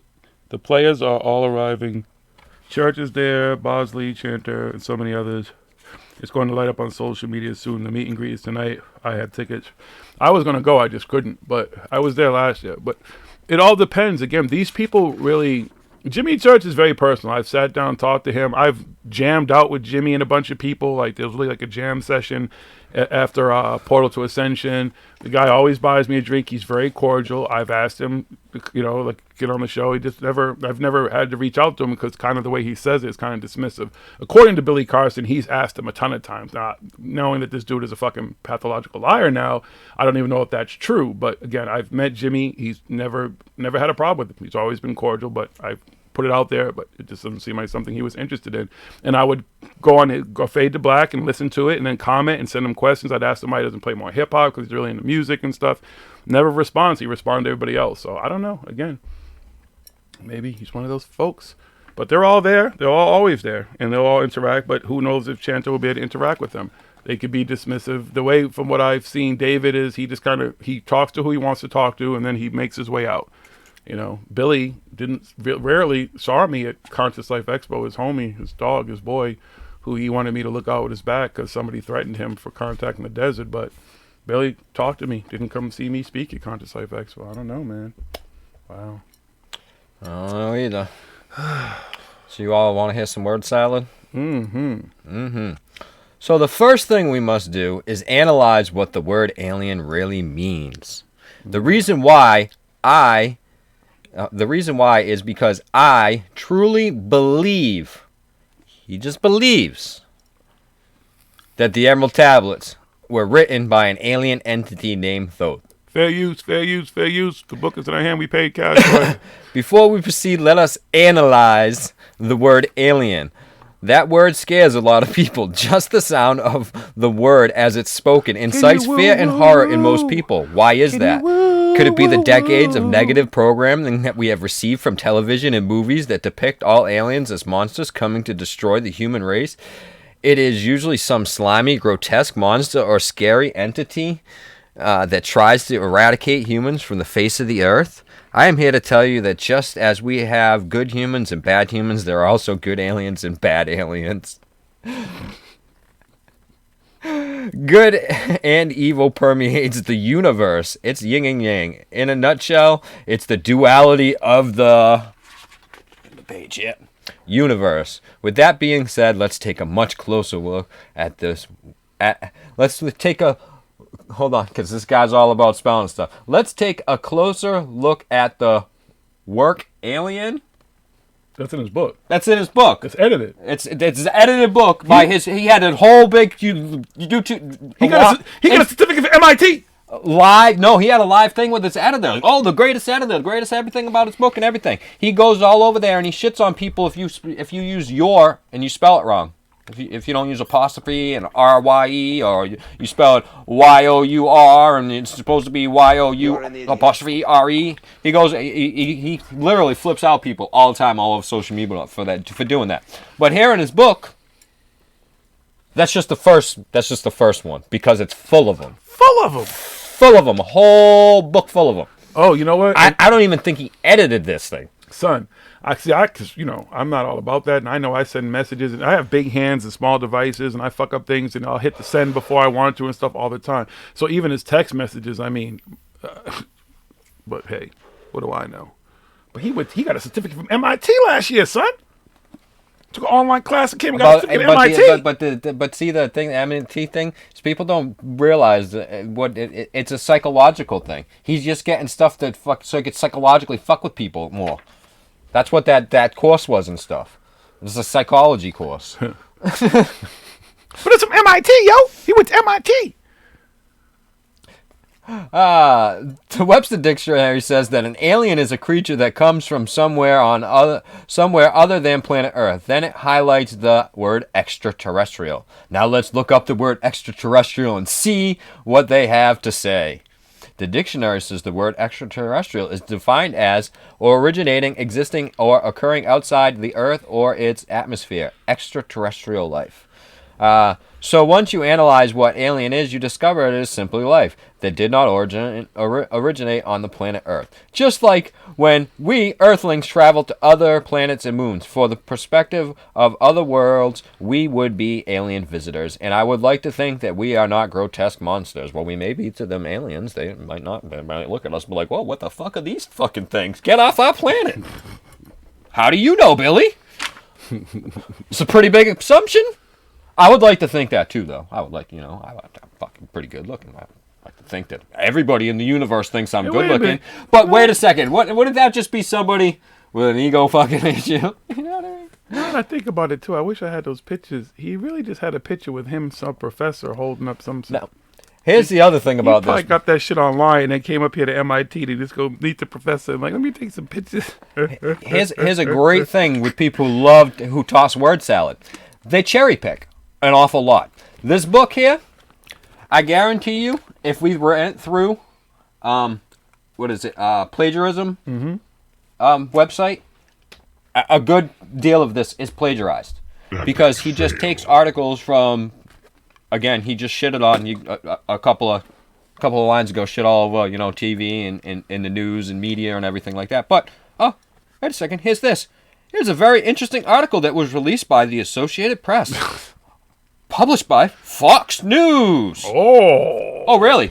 So we're brainwashed by the media and everything like that. But we're supposed to believe this article. You post like the whole article here in your book too. It's like 3 pages long. Three pages of your book is a Fox News article. Wow. Who again, right back here, you just said previously on the previous page that from television movies that all depict and lie to us, brainwashing us, stuff you talk about all the time. Oh, but wait a minute. You're on a TV channel, aren't you? Gaia TV? Mm-hmm. That's full of people that are full of some propaganda shit. Full of some stuff. Wait, what happened to your last comment, Sophia? His book. Fox News. It's fake news, folks. All right, so I'm not going to read the Fox News art. It just it's just full of cherry picking. The Vatican Observatory also has been at the forefront of efforts to bridge the gap between religion and... Do whatever you want, dude. Look at this. Image credit. Forbidden knowledge. Yeah, you drew that, dude? That's your artwork? That's his artwork right there. I know this dude was an artist now. Well, maybe somebody else, because he does have someone who's a No, but graphic image artist. credit. Forbidden knowledge. But he does have a graphic artist who works for him, so who knows? Maybe he created that for him, and I don't know. Hey. Okay. It's fake news. So this is the great thing. The Emerald Tablets have been translated by Isaac Newton, Thomas Aquinas, Philip of Tripoli, Roger Bacon, Carl Jung, Queen of Sheba, and many more. I choose to use Dr. Maurice Dorel. He doesn't even get his name right in the book because his actual name is Claude Doggin, and he goes by Dr. Maurice Dorel. But in his book, right here, we're not even, we're 11 pages in, and I can't even... Salad's getting tossed. Dr. Michael Dorel?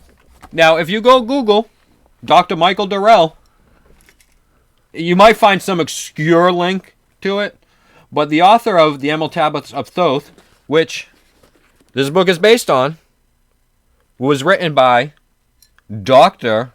Maurice Dorel, founder of the White Brotherhood. Oh, shit. The White Brotherhood. That sounds really exclusive. We'll get a little bit... It is a very exclusive club. It's definitely a White Brotherhood club. And I don't know how Billy became a member. I think he would be the first brother. Maybe Spike Lee contacted him and said, listen, man, you got to go deep, deep, deep undercover, and you're going to get in this White Brotherhood and be the first brother in the White Brotherhood, brother. Huh? Does that make sense? No? All right, thank you. I was going for that. You are a huge nerd. Again, Dr. Michael Dorel. No. It's Maurice Dorel. Doctor bullshit. He gives you can find his book online, or you can go to bibliothekas.net, Thoth, fucking crystallinelinks.com, whatever. A new translation has recently been published from Aramaic version of the Emerald Tablets. It's called The Book of Causes, written by St. Thomas Aquinas. And if you read this, it doesn't say anything about what this book says. Maurice Dorel's copy says, which we can read it here. Thomas of Aquinas. Oh, this is just his life history. It doesn't say anything that. And Sir Isaac Newton's translation, which I have right here. It's 13 lines. It's not 13 books or 13 chapters. There's no forbidden anything. And it's similar to all the other people that I named on this list. There's only one person on this list that I named here. Thomas Aquinas, Philip of Tripoli, Isaac Newton, Roger Bacon, even Carl Jung's is 13 lines. They're all between 13 and 14 lines. Okay? There's some other, because it was originally an Arabic version, which I don't know how to say his name and those people's names and everything. So there's about 14 or 15 people that have translated this original, and it probably wasn't even emerald. It was probably just a clay tablet originally in Aramaic, and it was translated, and it's probably passed around. It's hundreds, thousands of years. It's thousands of years old, hundreds of years old, whatever it is. And it probably got broken. It's a clay tablet. So that's why there's no clay tablet. Yeah. But we do have the translations, and the translations from the original Arabic or Aramaic, whatever it was, has been translated by several, especially, Isaac Newton. And Sir Isaac the Newton. only one to come up with anything different in 12 chapters and fucking pyramids flying into fucking space and Anunnakis and all this other fucking bullshit here is the channeled, the dreamed up story by Dr. I don't even know what we should call him. We'll just go by what his real name is, Claude Dugan. We'll just call him Claude Dugan because he's not a doctor. And his name isn't Michael Dorel. He doesn't go by Michael Dorel. He goes by Maurice Dorel. But according to this book, it's Dr. Michael Dorel. But I have actually, it might be around here somewhere. I have a copy of that book. And don't get me wrong, there are some good points to the book. Okay, just some of the stuff that is said in there. Same thing with the actual 13 lines, the Isaac Newton stuff. If you read it and stuff, there's some actual stuff, some truth to it. It's more on the alchemy side stuff and everything like that. But there are some truthful things to that. Some points you could take, maybe implement into your life and everything like that. But to say that it was translated and is passed down by some Atlantean fucking alien fucking Thoth and all this other fucking shit just to sell a book. No. So, and then you have, it talks about Isaac Newton. It goes on, Isaac Newton. Did he have his graphics art guy draw up a picture of Isaac Newton? It says image credit, forbidden knowledge. Oh. What he did was he went on the internet under images and he found those images, so he had to credit himself for doing that work and that research. And again, these last few pages are this one here on St. Thomas and Aquinas and Isaac Newton are all just copied from Wikipedia or something like that. They're just the history of when they were born, Isaac Newton was a philosopher, a mathematician, a scientist, all the stuff that he did. He did this, did that. But none of it, nothing talks about aliens. Then he goes on to Wikipedia for Roger Bacon, Carl Jung, Queen Sheba. This is all just stuff from Wikipedia and stuff. None of his original words, none of his stuff like that. He might have switched some words around, changed it a little bit. Word salad. Toss it up. Change it a little bit. What do you want? Just a little bit, so when you do like a plagiarizing thing, it doesn't hit too bad. It's not 100%. Like his boy. Take any Eric Von Daniken or Zachariah Stitchin book and run them through a plagiarizing check, and they just plagiarize the fuck out of it themselves. Out of themselves and other people, but mainly themselves, like especially Sitchin. All his other books, the first book is like pretty much, it's him and whatever else he plagiarized from other people, Lovecraft and stuff like that. And then all his other books, he takes entire chapters from his first book and just flips them around and rewords them and everything a little bit and stuff, but it's the same exact fucking chapter. It's the same thing. Over and over and over again for however many books are in that fucking goddamn series. You're better off reading Choose Your Own Adventure. It's way more adventurous and Dr. interesting. Seuss. So, the Emerald Tablets preface. The history of the tablets translated in the following pages is strange and beyond the belief of modern scientists. Their antiquity is stupendous, dating back some 36,000 years. The writer Thoth, the Atlantean priest king, who founded a colony in ancient Egypt after sinking of the mother country. He was the builder of the Great Pyramid of Giza, erroneously attributed to Cheops. In it, he incorporated his knowledge of ancient wisdom and also secretly records the instruments of ancient Atlantis, the Emerald Tablets. What? I gotta light a blunt. I'll read some more of this word salad. See, it's hard to pick out his word salad because, again, a lot of it's copied from Wikipedia and stuff like that. It's copied just the direct fucking from Maurice Dorel, Claude Dogan, Dugin, whatever the heck his name is. Hold on, there we go. Okay.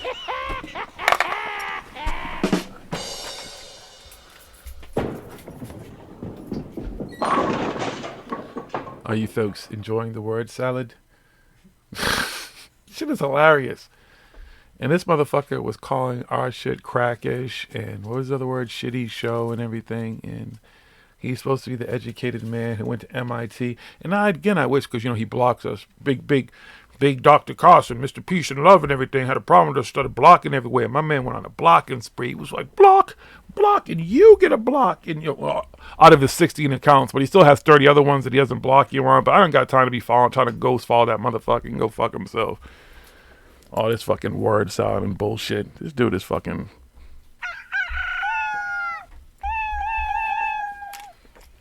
Oh, Lord. I paid $30 for that book, too. Hey, but again, see, I supported. I wanted to see, and I gave it to the expert, and then I would have read it if he would have said it's worth reading. But yeah, clearly, no. This salad, he tosses a serious fucking word salad, though. I'll give him that. It all leads back to somebody else, somewhere else. Everybody else did all the legwork, but I'm just going to take their legwork, and then out of all the people who are actually scholars and important people and people who actually what the fuck they were talking about, I'm not going to really worry about them. Let me focus on this motherfucker over here. The bullshitter, the con artist. Oh yeah, that's the one I want to focus on. So let's make him the hero in my book. Okay, Sci-fi. so that It's not even good science fiction. Like, does he get to a point where Thoth rises up and then? He does. Okay, all right, here we go. I don't know if we're gonna get through this whole book. I want to do a whole show on just the Emerald Tablets and Yeah, that and might this have to book be and an stuff off like day that. and It's gonna shit. have to be like a good long show because this is a long book. We're just gonna go into this one a little bit. I got some other word salad stuff somewhere on my phone or something here. Okay, so that thing that I read there, that was the preface. It said, okay. And then you turn the page here and it says, let's analyze that statement for a moment. Because he just say that's all he does is analyze this book. And put in cherry-picked articles and stuff from Fox News and things that he shits all over all the time. The Great Pyramid of Giza, also known as the Pyramid of Khufu or the Pyramid of Cheops, is the oldest and largest of the three pyramids in Giza Pyramid Complex, bordering what is now Giza, Egypt. It is the oldest of the seven wonders of the ancient world and the only one to remain largely intact.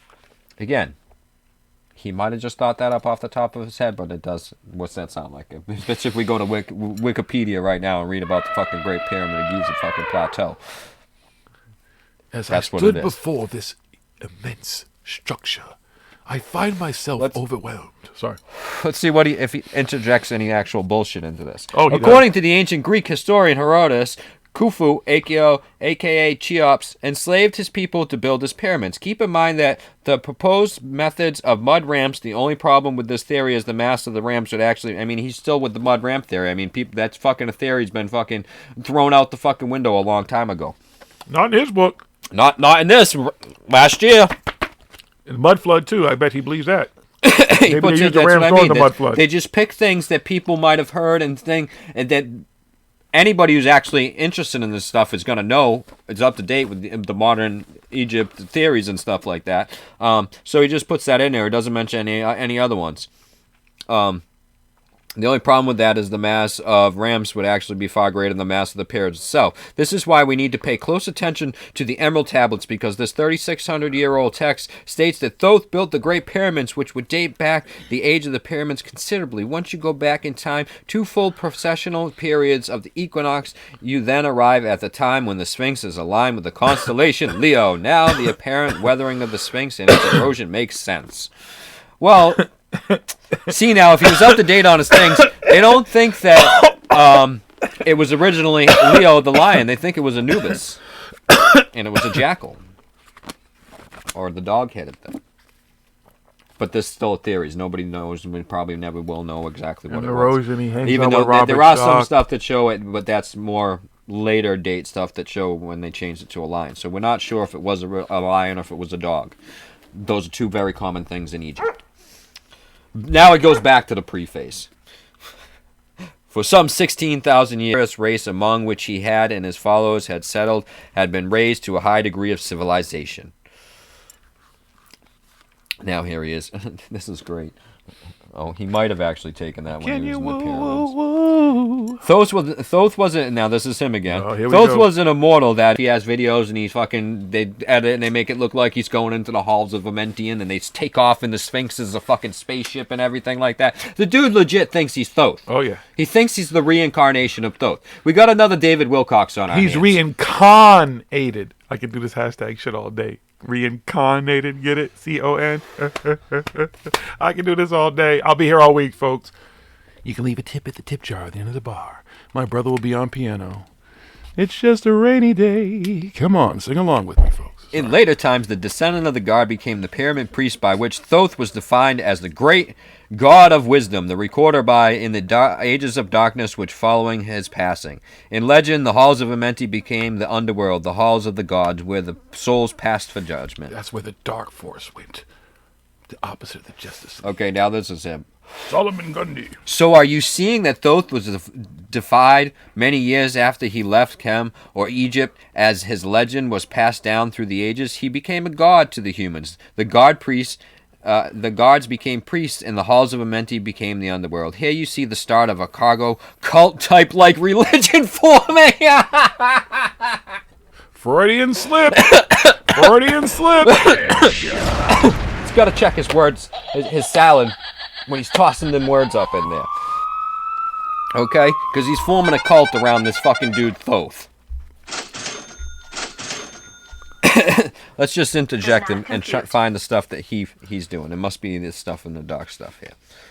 Thoth had many names over eons. Of course he did. Of course. Everybody they're going to attribute. And he's Thoth. Now he's Billy Carson. So have I. I've had many names of eons. They once called me... In Sumeria, he was Ninganishla, son of Enki. In Shem, he was Thoth. Tahudi, Dahidi. Yeah, I mean, in Egypt, the dude had so many names. I mean, really? I wonder if he's another one of those. I know they give certain people. I mean, have to have a couple names in Egypt, but like fucking 30 names. They're all Thoth. They're all attributed to him because you cherry pick something that each one of those people actually did. You can be like, oh yeah, that sounds like Thoth could have done that. What's up, Steven? Good to see you. We're talking about you earlier, brother.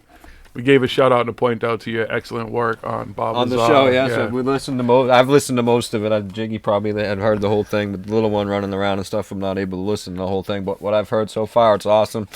Same stuff that I was looking into, and we've been digging up and everything like that. It's good to see you putting it out there. Oh, I'll definitely be there, brother. Sorry, we're talking about the word side. Okay. We're doing a little bit of work on the book that the Con. The Emerald Tablets, the Con Compendium of the Emerald Tablets. We did pay fair use. We paid for the book. $30. Cash. Yep. Straight cash, homie. You know what I'm saying? That's how I roll, like Randy Moss. Straight cash, homie.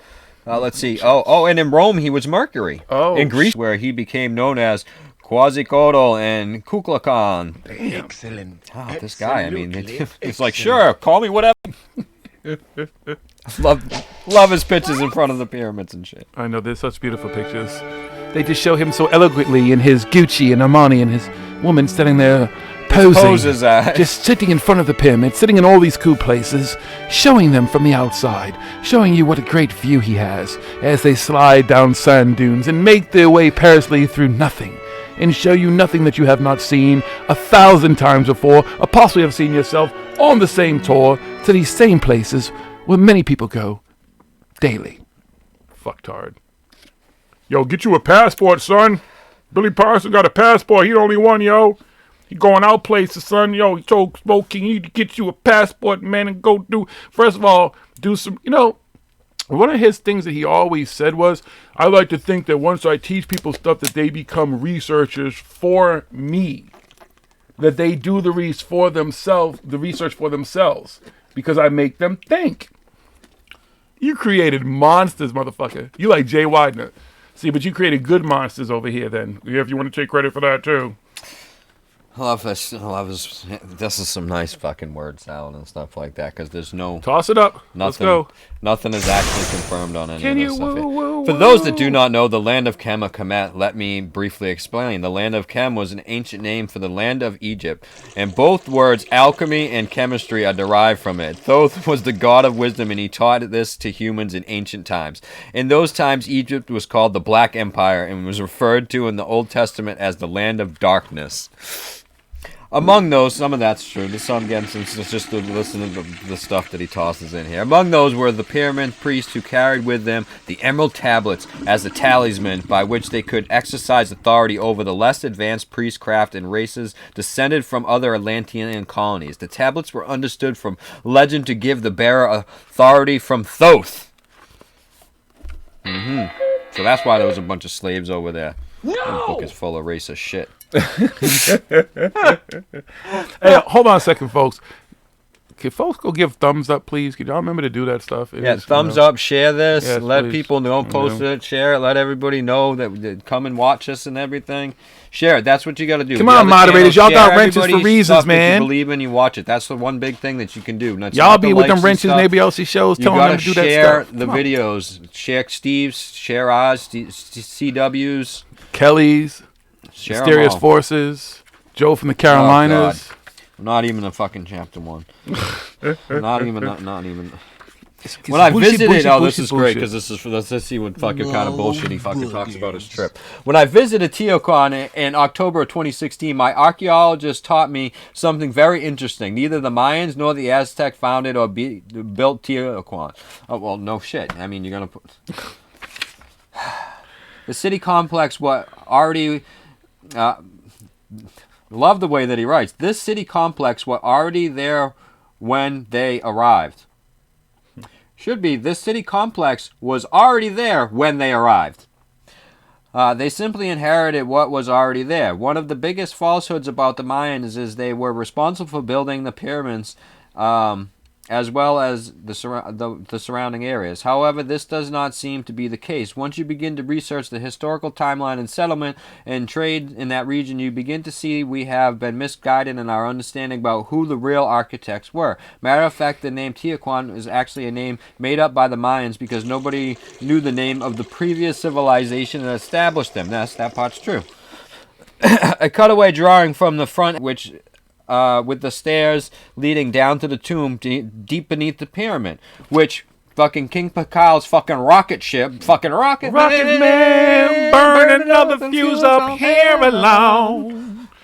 And I think flying around, takes off. That's where he went. He didn't die. The pyramid complex resembles a modern-day computer circuit. According to archaeologists, the advanced design of Teotihuacan suggests that ancient builders had knowledge not only of architecture but complex mathematical and astronomical sciences. Yes, they did. They had mathematical and astronomical sciences. They didn't have fucking computers.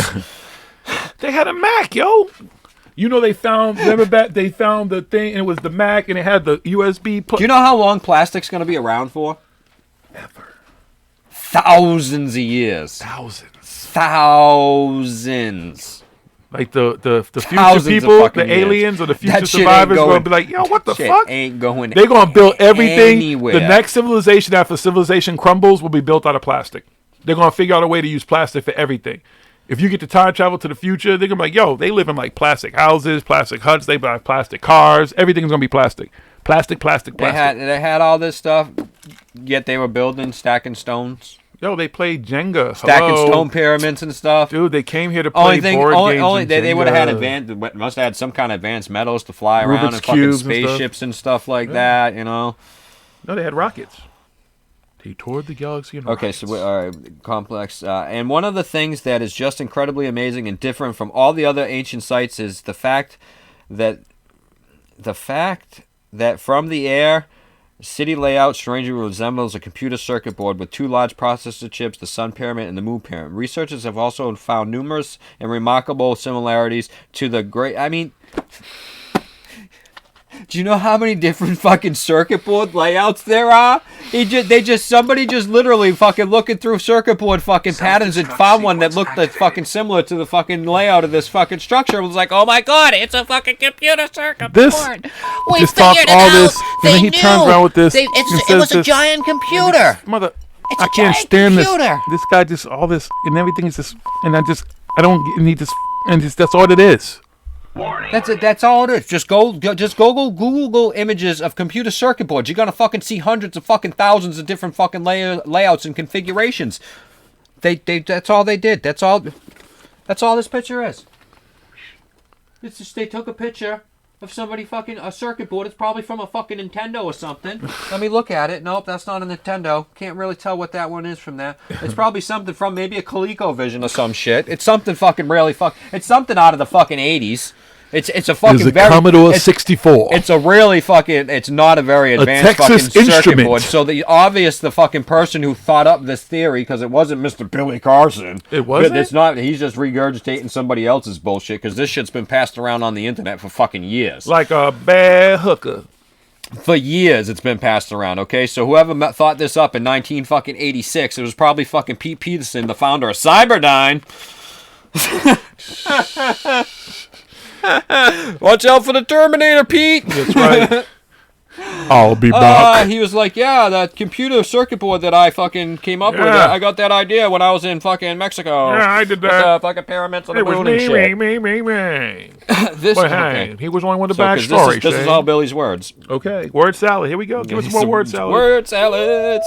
Researchers have also found numerous and remarkable similarities to the Great Pyramids of Egypt. As you can observe, the layout of the three main pyramids incredibly resemble a modern-day circuit board with processes, and the underground channels that link the pyramid city are all lined with electrical insulators. You have got to be kidding. Where's your proof? Where is the proof? If they were, what you would cite your sources. You would say what it is. A lot of rock is electrical insulating. A lot of rock can be electrically insulating. It's rock. Mm. Kiss my butt. I mean, just because this really gets them mad. You want to piss some people on some of these people off? Just go leave this fucking emoji on their dumbass fucking post. Just do the fucking facepalm fucking emoji to your fucking forehead. Forbidden nonsense for the mindless. Never give up. I can't show. I like the song. I can't see. I don't want to show. I like the song. But this was clearly a humongous electrical device, and this detail is unique to Teotihuacan, and like many other details, can only be appreciated from the sky. And we know. Ready for this one? That the placement of these ancient monuments was not random and had mathematical, geometrical, and geographical influence. It is possible that the city layout of Teotihuacan, a hidden pyramid code, is waiting to be found. What's the code? Can you tell us, Billy? Have you figured it out? No, of course he hasn't figured it out. And of course it's not in Thoth's fucking book. The fucking master of knowledge Thoth never told us in his fucking book in his 13 fucking secret chapters. with Thoth in the Health of a Minty. It's not in the secret chapters either, because I've read this book and it's not in there. We still don't know. If it's a circuit board for a giant fucking computer, what the fuck was it operating? What the fuck was it doing? It was free energy, man. Everybody had fucking free energy, and there was light bulbs, but we don't have any evidence of that left, except that that one fucking light bulb down in over there in Egypt with the Baghdad batteries. The Baghdad battery. That's not fucking free energy, dude.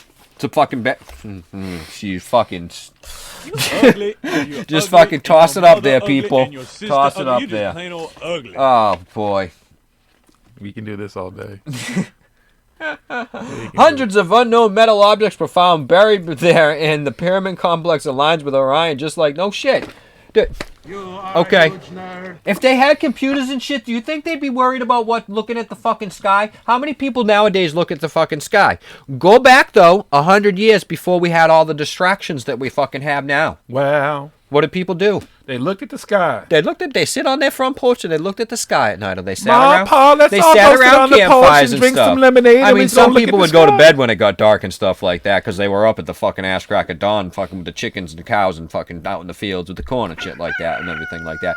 But from the fucking beginning of fucking time, I've even seen animals looking up at the sky like, wow, look at that, that's fucking beautiful. Holy shit, sitting up fucking Vermont. Shit. Franny sits there just fucking she's like, wow, dude. We're like, holy shit. I can sit on my back porch and smoke and look at the sky. And look at the sky. So they eventually, over time, through all this stuff, with knowledge, astrology, the fucking sky cosmology and shit like that has been around since fucking we've been here. It wasn't aliens didn't bring us the knowledge. We just sat here and we did, because it's the same thing. It's pretty much been the same thing. It's shifted a little bit over thousands of years and stuff like that, but pretty much the same thing. Same spots. I don't know. Just word salad. Just throwing that out there, because you got no fucking actual nothing. And this is not a vegan salad, Mr. Vegan. Your salad is full of bullshit. That's not vegan. Plant-based alternatives. You begin to see that we've been misguided in our understanding about who the real architects were. Again, we're not sure if the Egyptians built these things. Some of the stuff work in Egypt, yes, they did, because they documented it. Again, I've spoken about this several times. It's documented. You go and look it up online and stuff. You can see the actual hieroglyphs. They show them pulling and on logs and a sled over logs. The guys pouring fucking oil on the shit. Dudes are fucking pulling. Just dudes. Whole bunch of hundreds of them. And they actually show. There's a thing and a chart that shows how many people it would take to move that fucking statue that they had just carved out and everything. There's stuff like that showing them, but there's not anything that the pyramids were there. There's a lot of evidence that the stuff has been restored over the years, built on top of. The stuff way down underneath at the bottom is the original, and then they built on top and built on top. And as they got better builders, if you notice, the outside of the pyramid became a lot nicer, because the inside shit, people are like, oh, they cut and carved 2 million stones perfectly. They didn't, because only the outside stones were cut and fit perfectly. The inside shit is a bunch of filler. A lot of filler. The only stuff that's cut perfectly is the stuff that you were able to see. So, again, it's a lot of wild fucking cherry pick fucking speculations. It's cherry pick salad over here. Toss it up fucking word salads and shit. Horrible just fucking salad. There's no proof, there's no evidence fucking Horrible. any of the shit that he fucking says. Again, those are just theories. Theories. We don't have the whole story. We don't know. It definitely wasn't aliens. Why the fuck's it always gotta be aliens? Why does everybody give credit? Oh, they could've, that's, how fucking racist is that shit? Those fucking permanent fucking aliens, fucking people from back then over there in the Middle East, those dark-colored people over there, they couldn't fucking build that Those shit. dumb brownies. They're too stupid. They needed dope to teach them how to build stuff. They didn't know what they was doing. The funny fucking shit about that is, okay, he taught them how to stack fucking rocks. Jenga. I fucking stack rocks in my fucking backyard all the time. I can cut and fucking sculpt rocks and shit, do that shit all the time too. If I didn't have fucking kids and a job and all that other fucking shit I gotta do, it's real easy. Again, all this stuff has been proven. You can cut this stuff. You can do this stuff. Pumapuka, the H blocks, okay? It's obviously it's a fucking form of concrete. Not a super high-tech fucking hydrocarbon fucking polymer ethyl fucking super fucking things that they say it is. It's a fucking form of concrete. It's fucking ash and some stone and shit, and they had fucking wooden forms they poured this shit into. That's it. It's not... Aliens came here and showed them fucking how to make concrete, and then we forgot how to fucking do it, and then we make it the way we make it now. Those dumb aliens. The other thing with this whole fucking story that this dude's all over the fucking Sumerians and the Anunnakis and coming here and the Sumerian, the cuneiforms and all this stuff. So these fucking aliens had all this fucking technology and shit. They can fucking cut rocks with lasers, melt it and move it and everything like that. They teach us how to write and fucking carve on clay fucking tablets. Stamp shit into fucking clay tablets. No, even Corey Good had a glass tablet, son. Glass. Now, these aliens must be coming here on fucking advanced fucking crafts with fucking advanced metal alloys and shit like that. Fucking propulsion systems. Nope, I forgot. According to these people, rockets! Rocket Man. I mean, I'm not even in the fucking chapter 2 yet here, people. It's going to be we're going to have to do like a fucking 5-part series on this fucking book. It's going to be a long, long time till touchdown brings me. Come on, like y'all know the song. Rockets. Seriously. We can't even do shit with rockets. I know, we're looking for better technology. We know we've been using rockets for the last 50 years, and we fucking knew at the time we're like, well, this might get us to the moon, maybe to Mars, but we rarely want to go anyplace anytime fucking fast. They've been fucking looking for other technology since they fucking came up with rockets. But they found it through the aliens, through the back engineering.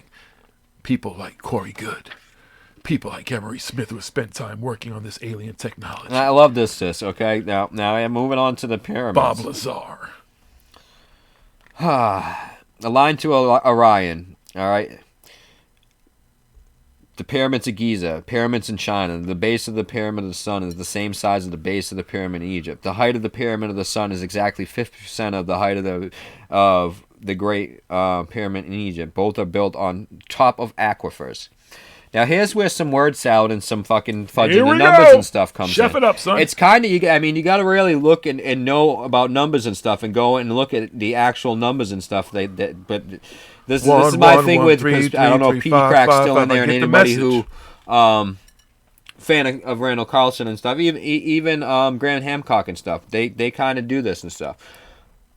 The pyramid's not exactly, doesn't add up when you do it to the speed of light and stuff, and to the distance of the moon and everything. And then the pyramid's not exactly square. The sides are off. Way off. Not way off. I mean, but they're off. Even with the casing stones and stuff, when you put it and you map this stuff out, because they've done it with lasers. And people always like they couldn't do any of that stuff with lasers, but we've got our lasers, and our lasers say, well, yeah, they definitely didn't have lasers to do this, because you can see it. So, it's a lot of people in this. Again, I don't think the Egyptians built it and stuff, but they start to throw on some of this stuff and say the numbers are close to the speed of light. So they're like, oh, they knew the speed of light just because it comes within range of what they think is close to the speed of light, or the height of the pyramid is supposed to be the height of here to the moon and stuff, and this is it's supposed to represent half of the earth and stuff, which is possible, but they're off. And everybody claims, oh, they're so precise, but when you get down to it and you use lasers and all our high technology that we have today, you can see it's not as precise as they claim that it is. Now, if they had this high technology to do everything so precise, perfect, so perfect. These aliens. They Why built are these spaceships. next numbers that I'm about to read off a little bit off, a little bit skewed in the data when you actually go out and look at it? Now, I'm going to point this out because I love the way that he does this. Here we go. He writes, I am standing at the base of the pyramid of Kukulkan. Now, he writes, I am. I, not the letter I, he writes, E-Y-E. Because am. he's seeing with his third He's seeing with his third eye. A.K.A. Quasiquado, A.K.A. Thoth, A.K.A. Chichian, A.K.A. This dude was the first fucking, first ODB. Dude got more fucking AKAs than ODB. Yeah. What's your name? Lynch. Just call me Lynch. I figured as much. Just call me whatever you want. The people will all think it's me anyway. Here are some interesting facts, and he puts a quotation. Uh-oh. Factual. Facts. Stamps it. Exclamation. He said facts. Latitude of the pyramid of Kukulkan. 20 degrees, blah, blah, blah, by 58.44. Now multiply that, and it equals 46,752. This pyramid is a precise calendar year. It has 91 steps on each side and 4 steps. No, this shit is fucking easy to figure out. It's not hard. You don't need a fucking alien, a thoth fucking priest fucking alien dude to fucking tell you this. These people sat around all fucking day. They went out and they picked some shit. They might have hunted, and they fucking looked. They're like, well, getting dark again. It's gonna be another one of these tomorrow. Let's make some fucking little marks. At first it started out because we found stuff in caves and on little rocks and stuff where they carved, and they were looking at the sky, and they're like, well, today these things are in this position. Let's see what happens tomorrow, because they had nothing else to do. Nothing. There was no TV, no with TVs, no radio. they didn't have to get to an appointment, Nothing. they didn't have to fucking fuck. They wasn't kicking rocks probably even at that point, nothing. They was like, what else can we do? These stars, a whole lot of these motherfuckers, let's count the stars. Nothing. So now they could be like, oh, well, we know that the Earth goes around for this many days, and it goes this, and it does that, and we know the year's this many days. Let's incorporate some of this knowledge into these fucking buildings. Yeah. Why is that so hard for a human to think up? We do it nowadays. Look at the Freedom Tower and all the fucking stuff that they incorporated into that. Look at the buildings and stuff that they build. They incorporated special numbers and special things. It's this tall to represent And they building some birth of the tall-ass nation buildings and in everything Dubai like and that. places like that. With all this fucking Towers stuff in of it. Babel type shit. They Or is trying it to get to aliens? heaven. Is aliens helping them? Is that fucking the Anunnaki? Is Yes. that Thoth? Thoth is back. Yes. Billy Costin's flying over. He's like, yo, we got to put this sacred knowledge in there. Let everybody know that this Forbidden Freedom Tower knowledge for the mindless. is representing when this country was formed in 1776. So we'll make it that tall. And all this other stuff. Magic. And because it's The this return sacred of geometry and stuff, it's got to be Thoth. Thoth was there, the master builders. Chilling with Thoth on the host of a minty. No fool. The calendar connection, also confirmed by pyramid orientation, marks equinox and solstices. Hey, the world ended in 2012. No shit, because they looked at the fucking sun too, and they were like, "Holy shit, it's noontime." The pyramid has 4 sides with 4 staircases inside, dividing each side into 2 sections in a total of 8 sections. Using these numbers to accurate value for 1 year equal 365.25. The pyramid number will perfectly relate its latitude. Blah blah blah. Forbidden knowledge. Reporting live. That's not you didn't. Forbidden nonsense. You didn't. That's not your knowledge. That's no knowledge of things. Another thing that they like to do is they like to just pick random numbers and like, if you add it up with 11, it equals this. Oh, well, why did you pick 11 of all numbers? Because 11 is a sacred number. Yes. Ooh, hey guys, do me a favor. In our chat tonight, when you donate, give $11, give $111, give $999, give $555. You can give $8. Oh, wait a minute. No, wait a minute. Oh shit. Ah, fuck. We didn't even do that. We don't do that here. Oh, here we go. Rocket Man story. Oh god. We're gonna end these stories. Oh, hold on. soon, I'm gonna soon. have to roll a blunt here and stuff. Yeah, so we can end his story soon. Just Let me just do this because this is when he's. I love the interpretation. The carving on top of the dude's legit tomb. Oh, this. And they turn it into this He fucking. got the thing up his ass, the thing in his mouth, and everything. He's got the thing in his ass, like you just said, in the mouth, and his foot's on the pedals and everything. That was a big sexual device that we used back in the day. That basically this thing was used to pleasure your mouth and your anus at the same time. It was not a rocket. It was. Okay. Pleasure. Here's a little thing It's the pleasure about this. Uh-oh. Rocket Man here.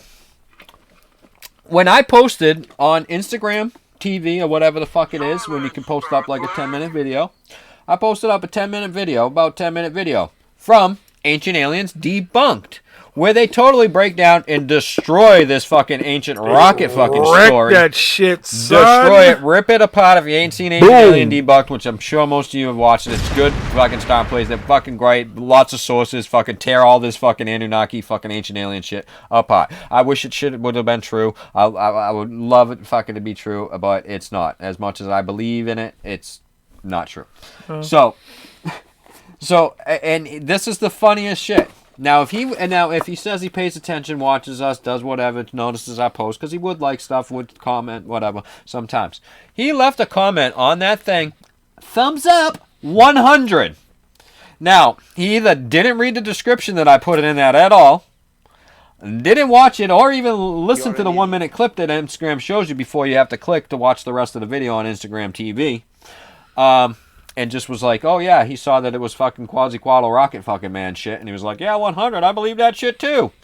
Or did he really watch it and say, yeah, 100, I know that's bullshit. I don't know. I got the screenshots in case fucking he doesn't fucking wants to say I didn't do that. What's the deal, Billy? It was a Freudian thumbs up in 100 emoji. Thumbs up, 100%. That's the truth. But right here, let's go into this. I am standing in the front of El Caracal, which is an ancient observatory built by Kukulkan, a.k.a. Thoth, and used much later by the Mayans. You can clearly see the resemblance of what we call a modern observatory. Again, we've been watching the stars for fucking hundreds of thousands of years. Why would Thoth, the fucking alien god of knowledge, need to fucking look at the sky? Especially when he just came from the sky, too. Didn't he? Like a fucking alien creature, thumped God every week came from the sky. What does he need a fucking observatory for if he fucking knows everything? I need to watch to make sure the Thothians aren't coming after me, my children. In Kukulkan. The official date of construction was given as 600 AD is mostly likely incorrect. The structure probably dates back much, much further in time.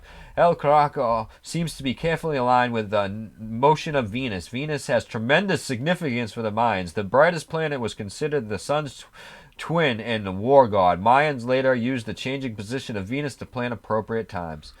Also,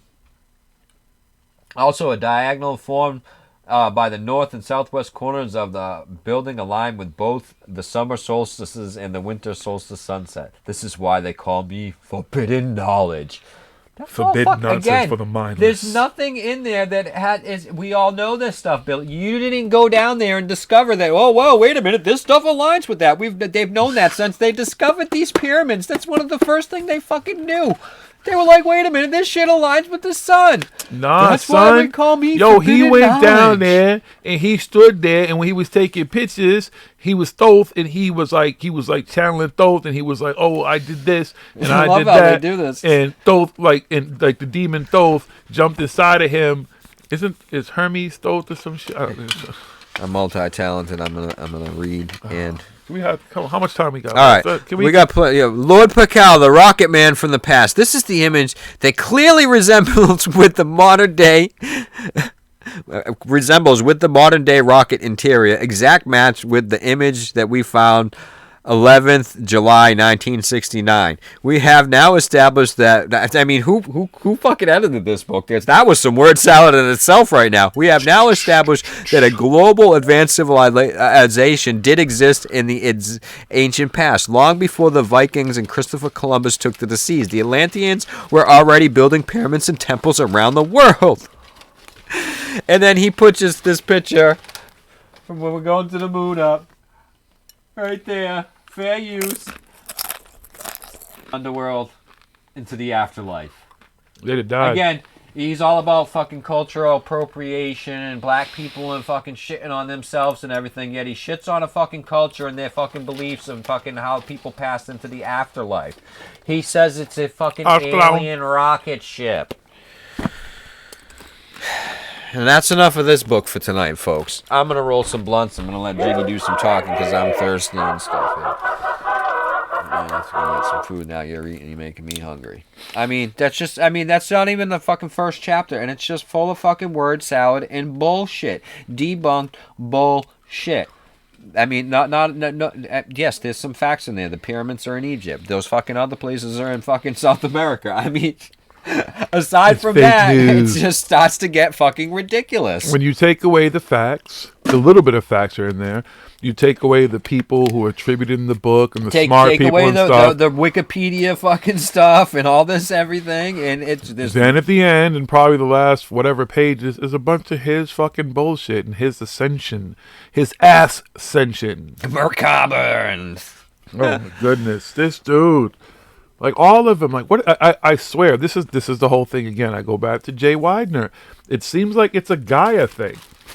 Well, Gaia is part of the problem, but David Wilcox was around before Gaia. These people were around. Billy was around before his Gaia. But I'm just Gaia puts them up there on a bigger platform and puts them up there, out there and stuff.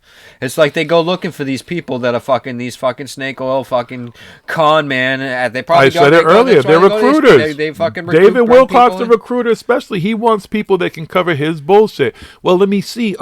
As I talk about this stuff, I have to have someone have the insiders who are going to talk about the secret space program, about the aliens, about the underground bases, about Antarctica. Then I'm just going to talk about the law of one all day. I'll just keep talking about everything. I'll just quote the law of one because it's such an important book to me and it helped change the way I think. He's the reincarnation of Edgar Casey, yet the Edgar Casey, his actual descendants, well, they disavowed this dude. They don't want nothing to do with Mr. Wilcox. Is it Houdini who gave his wife the fucking password? I thought it was Harry Houdini who, when he died or somebody famous, I think it was a magician, when they died, gave a password and said, if anybody ever tries to come and tell you that they're contacting me in death, here's the password. David, you didn't have the password. Mr. Batten O for O. Dude, you're the worst fucking hitter when it comes to your fucking telling of the future and stuff. You fucking time traveling bullshit ass. Fucking word salad tossing. Watching his videos are hilarious. I've never seen somebody try to be so serious, put his hands behind his back. Elizabeth, check that camera. Make sure the lighting's right. Mr. Serious and shit. Just watching, you feel all uncomfortable. And then you had your little reunion with Corey and you guys look so uncomfortable. And now you're about to go. I bet you he hasn't been more uncomfortable right now. Not because of threats, not because he thinks anything legitimate is going to happen to him, but just knowing that there's pushback and he's about to go speak in an event. And somebody, I do think it was Jay Wyden and them who said this earlier on their show, that there's a possibility that he might not even show up.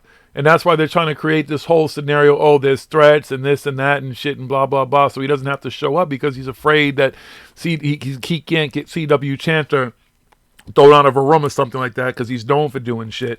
That if there's any adversaries, anybody that's questioned, he's going to have them removed and stuff. Because again, cowards with no nuts. We're going to have a Q&A at the end, but there's no real legitimate questions. They want a bunch of sycophants who are going to be like, so David, when's the next Ascension Mystery School? You know, does Elizabeth teach you karate? Is she teaching you how to defend yourself, David? Shit like that. They don't want any legitimate questions. Fucking cowards. I've never seen them. Come on, y'all. Like, seriously? Really? All these dudes, they talk a really good game, but they can't. They're afraid of little Kelly Farmer. Oh my God! If you've ever I've met Kelly Farmer, hung out with her, met her a couple of times, different events. Okay, if you ever been in Kelly's presence, she's sweetest, kind of shy, quiet until she's like doing her thing on the radio like that. But she's just really cool person to hang out and talk to. If you're scared of Kelly Farmer, now I don't unless Groovy Bean for some reason because you see her in a video, maybe she's 7 feet tall, maybe she's a giant or something like that. Other than that, I cannot see anything about this. She's a sweet, cute woman, look like she couldn't hurt a fucking fly. These are the people. And CW, Captain Caveman, that's who you're concerned about? That's who you're scared of? Oh, you're scared of him because he's a lawyer. He's all that type of stuff that you people talk about. He gets it. Of course you're afraid. Of course you don't want people like that. You're afraid he'll stand up and... Come on. You're afraid you walk by and he might say, hey, can I talk to you? Oh, shit, security! Punk asses. 20 and back, 20 and back, 20 and crack. Did all that type of stuff. And what are you... You're scared of all these... Oh, God. You say this shit over and over and over again. That's the fucking thing with this fucking 20 and back thing, dude. You fucking... He sits there and he fucking... Oh, Secret Space Force, all this and this and that. Wait, why don't you ask them for your fucking pension if they're so fucking great, dude? Yeah. Where the fuck's your money? Oh, they owe you a lot of money. Fucking 60 fucking years of pension? 60 years of service, son. Do you know how much fucking money that is? You is? can't get that time back. In a secret fucking... I mean, you must be getting top fucking dollar being in a secret fucking military branch. Instead of worrying about suing CW and people. Yeah. Just regular military service. I know my fucking grandfather was in the military for like 30 fucking years. And his fucking pension checks were fucking... I mean... They should have been way bigger for all the shit that he fucking fought in and everything and all the stuff that he did. Fought in World War II and stuff like that. But, I mean, it was getting some pretty big checks for 30 years. You did fucking double that. Should be getting some big-ass checks. This motherfucker went all... I mean, he did all that. All of it. Excuse me. I'm sorry. I have to jump in the chat for a second. Go ahead, jump in the chat. Sorry, I should have just said it online. Jump in here. Some idiot on Instagram fucking... I mean, the video's right there in front of their faces. I post up some stuff about Coral Castle and everything, and our outsider, Scott Russell, where we've been up there. I've climbed the tripods. We've invited people to come up and see it. Yeah, he's climbed the tripod. We've seen it. I've climbed the tripods. You can see the Sweet 16, the flywheel. That actually lift stone. So somebody's like, no, definitely not. That didn't lift massive blocks of stone, because I posted his work up on some of his stuff up on Instagram so people could see and everything. This is how Ed Lead Scallon actually built Coral Castle. There's actually video of Ed by Columbia Pictures who went there and filmed the small little fucking news piece and everything on Ed, showing Ed using a come-along and tripods and logs, rolling the blocks, lifting them up with tripod. Giant, fucking gotta be at least a fucking 10-ton stone. Lifting it up with the tripod setup in the video. And people over here, no, they couldn't do that. I'm like, dude, so just go out in the fucking woods and cut down 2 30-foot fucking trees, set up a fucking block and tackle fucking chain setup, and lift up a rock. And if you can't do it, then, okay, you're dumb. Because you didn't do it right. Because it's easy. Because people have been doing it for 1,000 years. When Ed said... I did it like the Egyptians. That's what the Egyptians did. That's how they cut and they built the fucking stones and moved them the way they did. They would cut the stones. They had chisels and everything. They cut the fucking thing. It was ready to move. They had tripods set up over it, and they lifted it up. They didn't have block and tackles like we do nowadays and everything like that. There was a lot of pulleys and fucking hemp ropes and shit like that. But they had it set up. And the way that they carved, especially the big, long obelisks and everything, and there's evidence of this when you look at the patterns and stuff, and other places where they found abandoned work, they carved it so that they could have logs slid underneath it. So they carved out the last little sections. It fell on the logs. No. And it was ready to start pulling. No, he levitated, God. son. Oh, shit. Nah, yo, he levitated them blocks, they had fucking these special heat shovels that fucking went in there and they scooped it out. They scooped it out. They turned it into fucking liquid fucking pudding rock, and they just scooped out liquid rock. Yeah, because that makes sense. You ever go to the beach and try to move fucking liquid sand? Try and go to the beach right down by the water where it's fucking, try and dig a hole and the water and the sand just keeps on rushing in. Now, imagine taking that, to do it with a shovel. Imagine that's a hot shovel and you're just scooping into hot rock. Try and shovel that shit. Yeah, that's logical. Makes a whole lot of sense to me. Down in this little fucking trench pit, they're using these fucking things to melt fucking rock. High technology, melting fucking rock. But there's a dude down in there working this thing, melting rock and stuff? It's gotta be pretty hot to melt rock.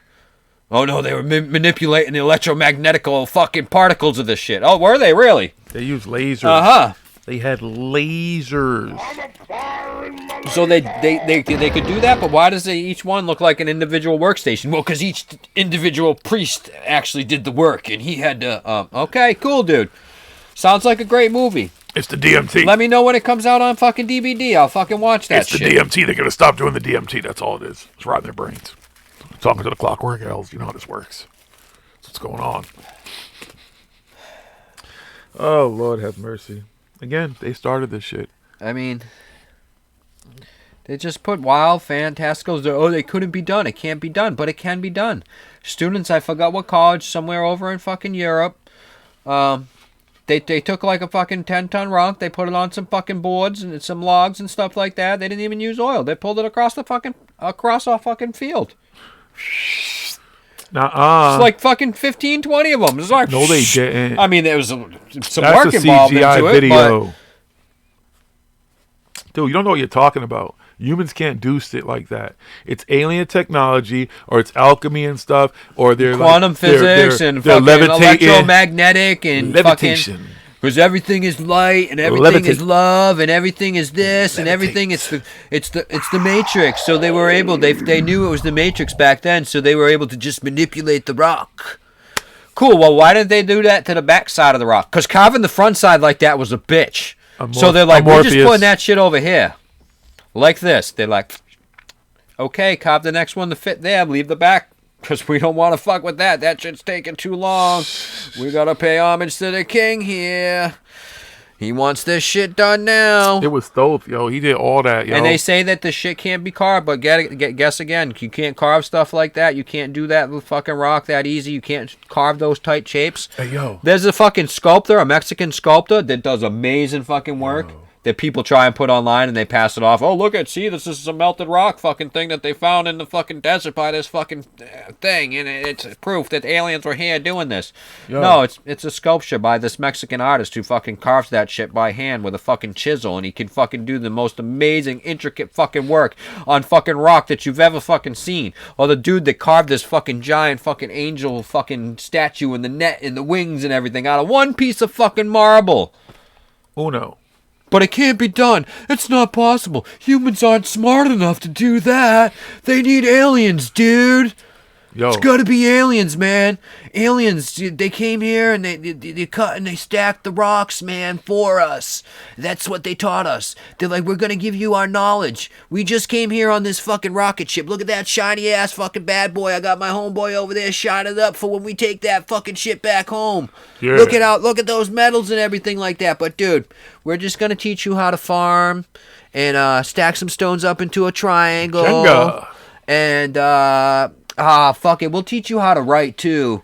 This stuff, it's called clay, and you can write in it. When it dries, there you go. Emerald tablets. Oh, wait, do you think Thoth built the pyramids in Antarctica too?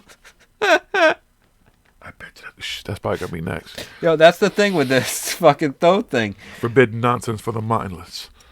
Is because every time something new is discovered, and all these stories, something new is discovered, it throws a monkey wrench in their thing, because they got it all set, this whole thing, that the pyramid, because originally it was just the pyramids. You know, and then all of a sudden they found some shit in the jungle, and they're like, well, well, yeah, that's because it was built by the same people. It's done by the same alien. He flew over here in a spaceship, and he's like, oh, wow, there's some monkeys over here. Let me turn them into people, and I'll build them a fucking rock statue. We'll teach them how to stack rocks, too. Bosnia? Turn these monkeys into people, and we'll make them stack rocks. Maybe pyramids in Bosnia, Thoth, too. Maybe he built pyramids all of a sudden everywhere. there's pyramids in Bosnia. Oh, what about them? What about this whole new city in Guatemala? Fucking all kinds of structures down there. That throws a big monkey wrench in there. Oh, but they're trying to spin their stories and stuff. Oh, we knew this and we knew that. Because according to the fucking Thoth, and listening to this Emerald Tablets of Thoth, by Maurice Norrell, whatever the fuck his name is and stuff. He built all the pyramids, and all the pyramids are listed. Roll. Actually, according to Malkav Devachet, whatever the fuck his name is, the Ancient Flower of Life fucking book guy, he was the one who was channeling Thoth before Billy came on the scene a long time ago, teaching people the fucking $7,000. I'll teach you how to do the Merkaba meditation, and you can fucking talk to Thoth too. Yo, for $5, I'll teach you the Macarena. I was channeling Thoth and everything, and he taught me all this stuff here, and he told me that he built the pyramids from the top down. Billy stole that from fucking Maldivacek there. Thief. That whole thing, and he told them about the pyramids in Mexico, and he only named the pyramids that were known at the time of the writing of that book. Now, if Thoth was all-knowing and all everything like that, Wow. and telling them about all this stuff that he did while he was here on Earth, why did he leave that part out? Why is fucking Maldivacek has been supposedly supposed to put out part 3 where he tells you why Thoth didn't tell him about the pyramids? You're going to find out in part 3. Part 3. Part 3. Why that bullshit? And I'm going to tell you why I got to... Oh, wait, because he can't put it out because nowadays we finding too much new stuff. It's a lot easier now with satellites and scanning the Earth and shit like that. So we find new sites like this and stuff all over the time. Like we just found a bunch of mounds in fucking England, new mounds. There's stuff like this popping up all the time. So the dude can't write a book fast enough to explain his fucking bullshit as fucking why Thoth didn't tell him, because something new comes out fucking every other week. Clown shoes. So he can't spin a fucking word salad fucking, because if you read that fucking shit, it is full of fucking word salad. Now there's some good stuff in there. Meditation is good stuff. The flower of life and stuff. It's some of that stuff. That stuff is real. You can tell just by looking at the mathematics and the structures of things that there's some truth to that. That geometry, sacred geometry stuff, plays a part in the creation he had to fuck y'all of the universe. He was but like, leave y'all it's there. not fucking aliens and all this other fucking bullshit and everything else that these fucking people say. It's aliens. It's always aliens. So, again, there's some stuff in that book, but then there's some wild and crazy shit and some kind of fucking racist shit again. Why are these people fucking either racist or anti-Semitic? Seriously, why? Why? That's what is it? But with this fucking, I mean, you're all peace you would and say to love give and peace a light, chance. but y'all some racist motherfuckers, some though. racism Y'all and some are. fucking anti-Semitism. Oh, yeah, absolutely. And I don't know. Yeah. Interesting. Hey, but Thoth, he loves Thoth. I mean, and it's not just racist again. I mean, other people besides what I mean, the white on the black and the stuff like that. I mean, just racist against humans in fucking general. Oh, they hate humans. They just straight up fucking humans. You motherfuckers can't do nothing. Y'all need Jesus, God, Allah, Anunnaki, Nephilim, Pleiadians, Blue Avians. Let's see, the Golden Triangle, the Biavians, motherfucker. Don't forget them, and all the other motherfucking aliens that y'all done fucking came up with.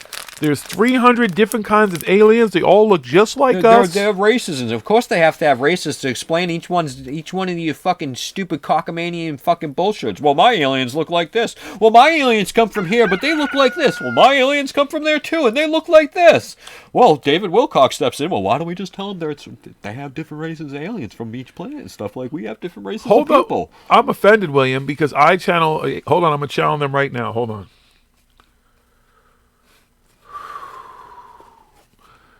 This message is from the Rastafarians, and they say, hey, smoke weed every day. So there is some good channeled information out there. I don't want to channel the cartoonians. Yeah, that's exactly, though, William. That's a good point. They just toss up this word salad of fucking channeled stuff, and it's never anything truthful, never anything fucking good. It's never any fucking, oh, well, here's how you can actually build a fucking ship and get to where I am and everything like that. It's nothing like that. They never give you any information that isn't already known or out there in the world for everybody to fucking know. Hey, Damon T. Berry is going to show us how to get to the start. Well, no, now he's not even talking about Stargates anymore. He's God. He's the human dungeon. Yeah, he's fucking greater than God. God is jealous of him. Jealous of this because he knows more than God. Yo, he died for That's 4 what months. These fucking people say. He died for 4 months. 4 months. Walked with God. God taught him everything. God didn't even talk to him. God just shook his head. Because he could understand God, and not many people can understand God. And he listened to God, and when he was done, he understood more than God knew. So God got mad at him, and God is punishing him now. And now he lives the worst life ever. Worst life. Can't have kids. I can't have a wife. Help me. When he goes to McDonald's, yo, they spit in his food, and then when he complains, but they all laugh. He talks about these people being able to do all kinds of stuff to him and go to me, but they can't keep him off of YouTube making these videos. They can't just take him out. They can't just actually kill him. They're all gonna laugh at you, laugh at you, laugh at you. No matter where he goes, there's someone there ahead of him. They go and they corrupt the people and pay them money so the people will mock at him and act like nothing happened, and they spit in his food and do all kinds of stuff. Why don't they just put poison in your food and kill you? Same thing with, I mean... Same thing with these other people. Again, they Emery's believe in and Davids and conspiracy everything. theories like they took out Kennedy, but they can't take out these guys. But C.W. Chanter and Kelly Farmer and Groovy Bean can, though, y'all. And Cliff High, watch out for him. His algorithms are going to get you. Murder, your life's on the line. Fucking clowns. Everywhere they go, they get their brake lines cut. They get colds. They stub their toes, everything. But here's the thing, too. How come these aliens and all these motherfuckers, they're insiders and these powerful people? Because doesn't dude know, like, generals and colonels and major military people? He's got insiders with fucking level 5017 clearance. It's 45. It's 5 levels higher than the president's clearance. We must protect them at all costs. No one protects them, no? Nobody. Dude, if you got that level of fucking clearance and you gonna whistle blow, you ain't going to no fucking David Will cocksucker. I don't think so. David Will suck a cock. Yeah, David Shillcock. Now, wait a minute. You guys are being wrong about what you're saying. My insiders are real insiders. Bullshit. Go to this dude. No, the people. Let's talk about the people on the inside. Who's paying your fucking checks? Where's your money coming from? Mm-hmm. Where's all that coming from? You don't talk about that, do you? Epoch Times. Yeah, Epoch Times. The ITNJ or whatever it is and stuff like that. Edge of blunder. What's the real end game with all this stuff? Because they want us all to be, the funny thing is the whole truth of fucking woke fucking community thing used to be about, walk out, they want to make a new world order, a one world government and stuff like that. What do these people talk about all the time? What was Mr. Billy Carson just fucking posting up the other day on his fucking Instagram TV thing? Venus Project. Anybody know what the Venus Project is? Go look at that, because there's a whole lot of word salad in there. And when you break it down, it's not a lot of good word salad. It's a really fucked up shit. They don't fucking like humans at all. They want to fucking all to be aliens and fucking... It's fucking slavery. It's fucking communism to the fucking 10th fucking power. It's fucked up shit. The Venus Project sounds fucking nice and glorious on the surface, but when you get through the fucking word salad bullshit and what they actually want to do and stuff and what this fucking guy actually believes, the founder, Jacques Cousteau, or whatever the fuck his name was, Fresco, who passed away. I don't want to, too much on him and stuff, but I mean, some of his ideas... But people fucking, again, very cultish atmosphere going on over there, especially even after the guy's fucking passing and they still fucking all over him like this and stuff. And then when all this is out there and known, I mean, yeah, he can design a building and stuff, but beyond that, the dude is nothing. He's nothing. When you really look into it, which I think we should do a whole show and episode on that and everything, but I mean, that's what these people push and everything like this whole new world order fucking agenda that a few years ago they were all fucking saying, oh, this is bad, this is out, oh, I gotta watch out, you don't want this to happen. Oh, but you gotta come together, everybody's gotta be one and love each other, and we're gonna ascend together and stuff, and one world government and stuff, oh, yeah. But Alfie Salmons, you're absolutely correct. That is the whole thing. When both parties were the bad guys and everything, don't trust the government, don't trust anybody, don't trust media. Question everything. Now they're all on TV. They're all they're media. They are the media, right? Aren't they telling you stuff that's groundbreaking and life changing and effective? Ancient aliens. I mean, it's on the History Channel, dude. The History Channel. Ancient aliens. That makes it history, yo. That's groundbreaking, right? But that's media. Gaia, it's entertainment, it's television, isn't it? Isn't it a television show? Media. Don't trust the media. Don't trust the government. Then you got Jordan Sather. Unless it's something I'm cherry picking. Right, unless it's the government that suits my purpose. Oh, the side of the government, now it's whatever. Oh, well, Trump and QAnus and everybody, they're trying to save the world. They say they're battling the evil cabal here on Mars. The Space Force now is coming out because they're going to have an intergalactic battle with the aliens and everything, and they're going to take back over and blah, blah, blah. Huh? Doesn't that contradict everything that you say, pretty much? You didn't put quantum in there. That's right, quantum. You gotta learn. You gotta practice. You gotta practice your word toss. Well, I'm the quantum sex master. I've dubbed myself the quantum sex master. If you gotta make sure you hit certain key words when you fucking spinning out the word salad. Sorry, yeah. Well, if you want to talk quantum, you gotta get sex, aliens in there. You gotta get secret space program. You gotta get quantum. Yeah, you gotta get Matrix. Oh yeah, LARPers. We're LARPers, right? We're live action role players, right? LARPers. No, we can't be LARPers because we're not pretending to be anything else but ourselves. That's what a LARPer is, somebody pretending. But they say we're LARPers. LARPers. How are we LARPing? We're not pretending to be anything. I'm myself. I'm not going out here and saying that, oh, during the day I'm really on a fucking spaceship, fucking traveling all over. I'm part of the space police force, and we go bust bad aliens all day long. It's kind of like the Men in Black. And then I come on here and I do my show at night. No, that would be a LARPer. If I was saying that, then I would be a LARPer. But no, I'm a hardworking guy. I take care of my son while my wife's at work, and then when she gets home, I go to work for a while and everything, and she takes care of my son, and then I come home and I'm either down here researching or I'm hanging out with her or whatever. And that's what I do. That's the truth.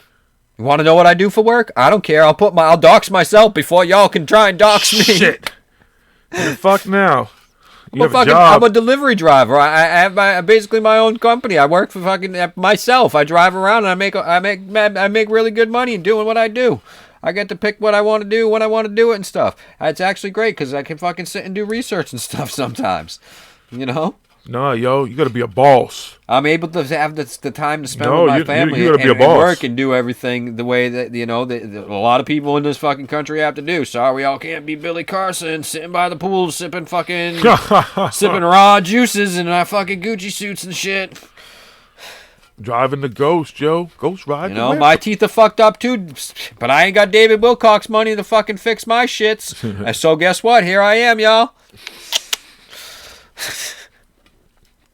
Maybe we should see Pete Peterson will hook us up too. Listen, you know what I had the pleasure of doing today was listening to episode 2, episode 2 of this show, which is back 2013. And I said it then, and I said it now. It's the same shit with motherfucker. What we're going to be talking about, how we're going to hit shit. So we're not LARPers.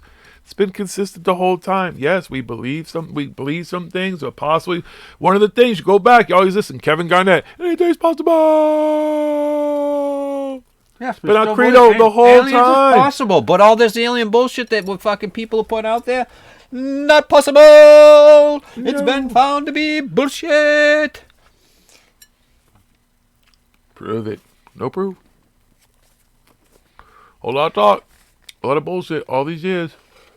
And the same fucking, the real LARPers, the real conmen, still playing their roles. They're still playing Hollywood. They're still living out their scripts, their little horrible scripts in their head, and they're constantly just rewriting it, and it just gets worse and worse, and they're stepping on themselves and making mistakes, and they don't remember what they said.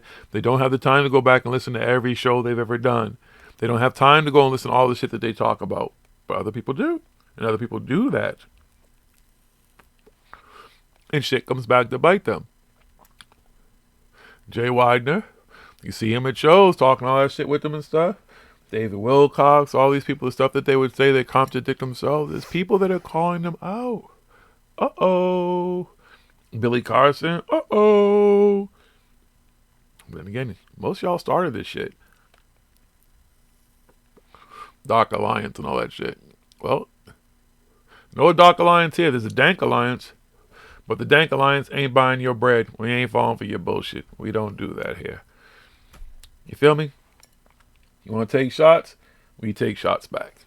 See? Again, like I said, all that thug shit and shit talking and stuff like that, I ain't doing that. I'm not run up. Or did Billy Carson say, yo, run up? No one's running up on you. No one needs to run up on you. You're a scary motherfucker anyways. Throw a cat on you or whatever with your allergies and shit, you sensitive motherfucker. You need to chill. No one needs to run up on you. This is where we do it. See, this is where shots get fired and stuff. Right here. Headshot. See? That's why I say, y'all ain't coming on here. You're a bunch of cowards. You talk a good game. Oh, come on, your shitty show next Thursday. It's next Thursday. I wonder if you've listened at any point this week. Because we have the screenshots. Y'all come on your shitty show next week. All right, set it up. It was set up. What happened to you? Where you at, B? We here. You can still come. You know what I'm saying? Got a little time. You want to take 10 minutes and just like over talk us or whatever, and you hear like them auctioneers and shit. Or when you hear a commercial, word salad, and I'm gonna pick that shit right apart afterwards. He won't. He'll be on the defensive. He'll talk about our show and how we're supporters and we're actually doing him a favor by talking about him and spreading Or his be shit. bragging about all his accomplishments. Oh, look at my blog post talking about my book. It's in a popular blog post. I've never heard of this fucking blog. I can't even remember what it was. I never even fucking heard of it fucking before in my life. Yo, it's number one on the mystery without history thing on Amazon, subtitle, and it's got like 5 fucking, yeah, okay. Dude, please. You bought it on yourself. There's a rap song. You bought it on yourself. Some old school shit. What can I say, man? You should have known. Dude, you've sat down and talked to me. And a lot of you folks have met me. Your wives, like I said, they know me and stuff like that. I've met them before I meet these dudes and stuff because their wives are the biggest advocates in most cases. Cool as fuck. Cool as fuck. When I've come back from all these events, I've had nothing but good things to say in a sense because I have a good time. I meet some other cool people and stuff. But, you know, it's like you couldn't leave it. As I always say, let sleeping dogs fly. You couldn't have just left it alone. And then you're going to try to divide and conquer shit right down the middle. Yeah. Trying to say he's saying one thing and sending me text the other and all this type of shit. And then apologizing and every excuse in the book. It's the same thing with you, JY. And it's the excuse things that hit me. There's always an excuse. There's an excuse to be racist. There's an excuse to be an asshole. There's an excuse for blowing up on people and stuff. Y'all supposed to be peace and light. Before you would even approach somebody, you think you'd go do some light work. And they'd be like, let me approach this with a calm form. Let me go align my chakras. Maybe, Billy, what you should do is all those bracelets and stuff you sell and everything, you should put all those bracelets on, put all that wear on, like just load yourself up with it and stuff before you go talking shit to people. That might be a good idea. Before you come outside yourself, the side of your face and shit, you should do that, though. You should live by that stuff that you sell. You should. I hope they've given you at least one of those products, each one of them free. I hope you've got a free tester of all of them, and then just give them away or something, or just have them sitting somewhere. You should be wearing them shit, not your Gucci and Armani or whatever it is you supposedly wear. All the irrelevant shit. Is it ain't gonna matter anyways? Aren't y'all gonna ascend? You don't need any of that shit. Why you need more money? Why are you charging $10,000 to go speak and anything? Y'all about to ascend. You should be ready to go. Your bag should be packed. What's the problem? When y'all leaving? I'm still waiting for a date. There's always next year. I said that to Corey Good yesterday in his Twitter post. There's something about 2020 is the year. It's like it's always next year with you motherfuckers. Always. Gonna keep waiting. Wait. Is that when the Blue Spavians are coming back? The chicken bird fucking cult? The alleged book is just about plagiarized script in digital form. So all these books pretty much are. So there's a bunch of shit. They just take everybody's shit that's been, and they're always quoting all these fucking Sitchins, the Von Denikins, the Doral, a.k.a. what the fuck his name is, H.P. Lovecraft, and beyond. The shit has been around since the late 1800s. They plotted all this shit out, and these people just have gone along with the program. And they've gone back and they've just taken the best of science fiction, the best of every fucking Star Trek, Star Wars, comic book, Avengers movie, Disney, everything you can think of thrown in there and create some great fucking word salads and fantastical stories that just, woof, blow you away. But they're horrible. They're not good. That's why these motherfuckers can't sell their scripts. That's the problem. Bob Lazar couldn't sell it. They can't sell their scripts. But they're selling them in their own way. They're just bad fucking actors. David Wilcox took some acting classes, some speech classes and stuff to still learn how to stand up in front of people. And he practices all the time with a little head nod. What do you think, Elizabeth? I'm ready, right? You think I can do this? I can do this. All right, let's go. Get all 16 cameras set up. Let's go. We're going to go live. All right, let's talk about the tree that fell in my backyard and how it was an omen in the sign. It's an omen in the sign that a dead tree fell in my backyard. Now, let me tell you, the tree was old, but why it fell right now, when Elizabeth was in there talking about whatever she was talking about, it's a sign. That's Charles Manson them. Is there anybody in that chat right now who is a David Wilcox follower who believes this shit? Is anybody in there is willing to stand up for any of these people? I just haven't seen it yet. I haven't seen anybody come in and be like, no, I think this, or at least in a educated way, but no one seems to, no. I'm waiting. Corey, step away from Elizabeth for the last time. Wait, Corey, step away from Elizabeth. Whoa. Because Elizabeth is David's wife, Michael. Are you telling us something? You have some inside information? Because Corey's wife is Phoenix Good. Well, Stacy Good, but she called herself Phoenix Good. I don't know why she unfollowed me, man. I was kind of hurt by that. Like, I just looked one day and she was gone. Gone. Ghost. Maybe she was ready to ascend. I hurt her feelings. It's a pretty good impression. I'm working on it, Alfie. I do pretty good impressions and stuff, and he's got that kind of pitch to his voice and the movements, and like you watch him enough, and he's got that kind of bland voice that you know he's practicing, like he's in the mirror. You know, the tip of the tongue, the teeth, the teeth, the tip of the tongue, the teeth, the teeth. Hey batter, hey batter, hey batter, hey batter. Okay, hold on. 7 swans swam silently seaward. She sells seashells by the seashore. See, I took acting classes and theater classes and stuff as a kid in school and little things here and there and stuff and piano and all. And, you know, I was really into that type of shit. And you could see where people, you know, when people take classes like that and they're trying to perfect a certain way to be on the camera. And this dude works on it all the time. And he gets flustered when people are around him, like Corey. That's why if you watch when him and Corey had the little reunion video, they're back and forth the whole. Corey's just staring at him, waiting for cues. And that's what David probably, he just gets, all right, so you know what we're going to talk about this, and don't worry about it. I'll lead the conversation. Just don't look at the cameras, because those are for me. They're not for you. Just follow my cue this whole time, and this will go along smoothly. And this reunion will look like everything is fine. No one will suspect anything. Okay, Corey, let's go. All right, they switched it up. If you watch the reunion video, they spoon-fed each other. David spoon-fed him a little bit of bullshit, and he would say something, and then Corey would spoon-feed David a little, and he'd be like, oh yeah, I got stuff on that too, and then he'd be like, and then this, and then Corey'd be like, oh, me too, man, I know all about that. I gotta learn how to fucking do Billy's voice. He kind of sound like Morgan Freeman sometimes. I have to work on his voice. What's up there, crazy church lady? Wilcox fans, step away from the smoke. I don't think anybody in here. I know Billy was listening last week. Again, I know that because there's no reason for his wife to have unfollowed me, because when I met her at Portal to Ascension last year, it was all, like I said, this woman ran up at the end of the night, Cheeky, oh my God. I didn't realize who she was. I kind of have that, like, I don't know, that 5-minute rule with people. And then my mind was someplace else. And the night I was ready to go back to my hotel, and it was the night I was leaving, and I didn't even realize who she was. And then it dawned on me later. But she was so excited to see me that I had and all of a sudden she wanted my friend no more on Facebook, man. She unfriended me. I think it's because they know. She kept bragging about that motherfucker. She's the biggest advocate. But whatever.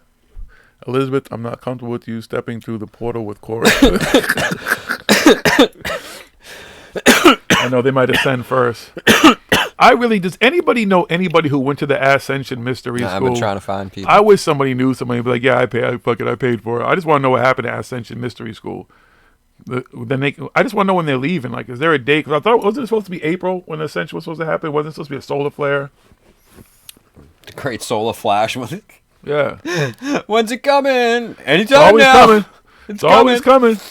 It's always coming. Wait a minute, it's coming. Hold on, y'all. It's coming. Don't worry. 2020 is the year, guys. This guy's gonna sound like they got ED. It's coming. It's gonna happen. This isn't fun anymore. I know we can do it. It just, I can't. God damn it! I just can't. I don't know, but it's gonna happen. I know it's gonna happen one day. Oh. One day I'm gonna fucking pop up on her again. Wait a minute. Wait a minute. Doesn't that happen to people who do a lot of cocaine? Yeah. Cocaine's a hell of a drug. Maybe that's what it is. All right, guys, you ready? It's coming. It's always coming.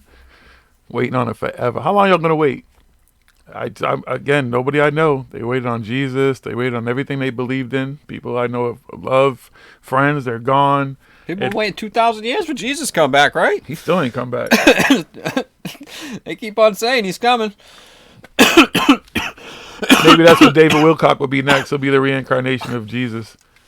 And then Billy will be Thoth. They'll all be like gods and stuff. I wonder who Corey's going to be. Aphrodite, maybe? I mean, wait, that's a woman. Sorry.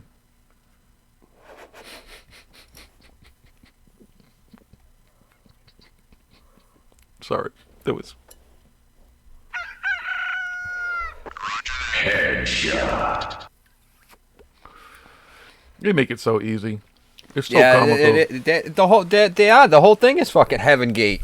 Blue chickens fucking coming to fucking save us and all this shit. Fucking Ascension schools and everybody. Next time they'll be like, well, we're gonna have an actual Ascension school. Everybody, come on. There'll be Kool-Aid at the end. We're gonna ascend.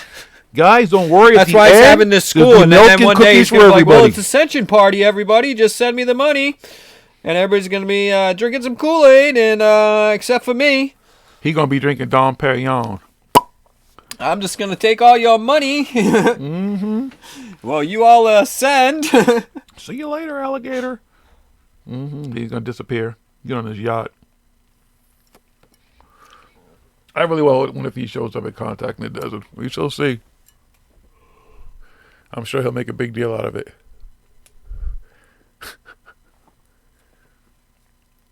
Get your Nikes.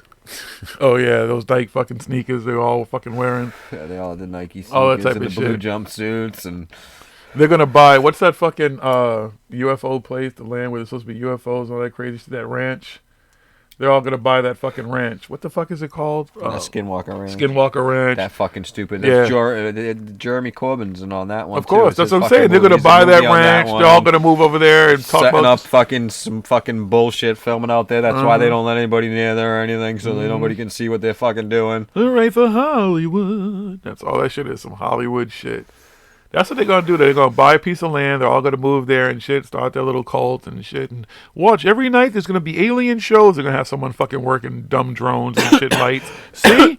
There's the lights, guys. They're blue, too. So it's the blue aviators. They're coming back. Corey, take it from here. Oh, I know. Dr. Greer goes out there and he's like, look at, shines a laser on a fucking moth. He's like, look at, there's the alien. Have any of y'all ever been to ESETI? I know they talk about a lot about ESETI Ranch too, and it's supposed to be like, I guess they see whatever. Yeah, ESETI, and oh, look at this, and they're fucking moths and stuff. Oh, I know that the moth one is the best. Do you see what the security camera caught? Oh, God. People fight you tooth and nail when they send you those pictures, orb pictures. Oh, Lord have mercy. They just want to believe everything, a fucking bug. Maybe that is what it is. Maybe the bug is a spirit. Don't kill bugs, folks. See, that's why they say not to kill bugs. You might be killing a dead relative. Someone is coming to save you. That bug might be there to help you ascend. To help you to the next side. Ben Stiller should play Emery Smith. No, what's his name? Goat Boy. What's Goat Boy's name in real life? I can see his face. For some reason, his name is I'm high as fuck. No. Goat Boy. I know who you're talking about too. I can't fucking remember fuck is his his goddamn name right now. Dude from fucking Half Baked. Half Baked, yes. That dude. He should play David Wilcox. Help us out, folks. I know y'all know what I'm talking about. Come on, you know he playing well. I know. He got the forehead and everything. He got the big ass fucking head Jim to Brewer. play. Jim Brewer. Jim Yeah, Brewer. Jim Brewer. Jim Brewer is David Wilcox. Let's see who could play Corey good. Gary Busey's crazy ass could play Corey. Have to put a wig on though. Let's see Emery Smith. Let's see Stifler. Stifler's mom. No, that's not it's me. No, Stifler's too. No, it's got to be somebody else. Who do y'all think? Oh, Vince Vaughn. There you go. Vince Vaughn could play Emery Smith because he's big. He got like yeah. There you go. Okay. Hey, who could play Billy Carson? Damon Wayans. David Spade is Wilcox. David Spade. Yeah. Nah, David. I'm telling you, Jim Brewer, man. He's got the fucking forehead, the big old head and shit. So he got the David crazy. Spade though. Yeah, he does too. David Spade got the whole fucking look, the nose. He's got everything. Jim Brewer looks too high. Somebody had said Eddie Murphy in somebody else's chat the other day for it, but that's nah. No, Samuel Jackson's too good. Damon Wayans, I'm telling you, somebody like that. It's really Wayne Brady. Really piss him off and cast him as a white guy. CW Chantis said he's like the whitest black dude. We're gonna cast Johnny Depp. What? Hey, they can get Robert Downey Jr. No, Robert Downey Jr. and he could do blackface again. There you go. I'm a lad farmer, motherfuckers. See, no, Napoleon Dynamite. He's got the curly, the hair kind of look like,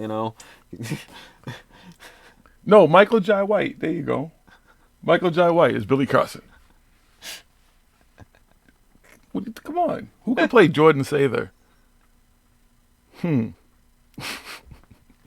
can play Jordan Sather, yo? The rapper, yo. He drinks bleach, too. Who could play Jordan? The kid likes to drink bleach. No, we could really make a fucking movie without those real act, but we could like all parody them and do it. Jordan come running and drinking bleach. He's like, hold on, guys, I gotta go to the bathroom. This fucking intestines just blowing out his ass. Dragging his intestines behind him as he's running to the bathroom. I got some new intel on pooing on. Cute anus.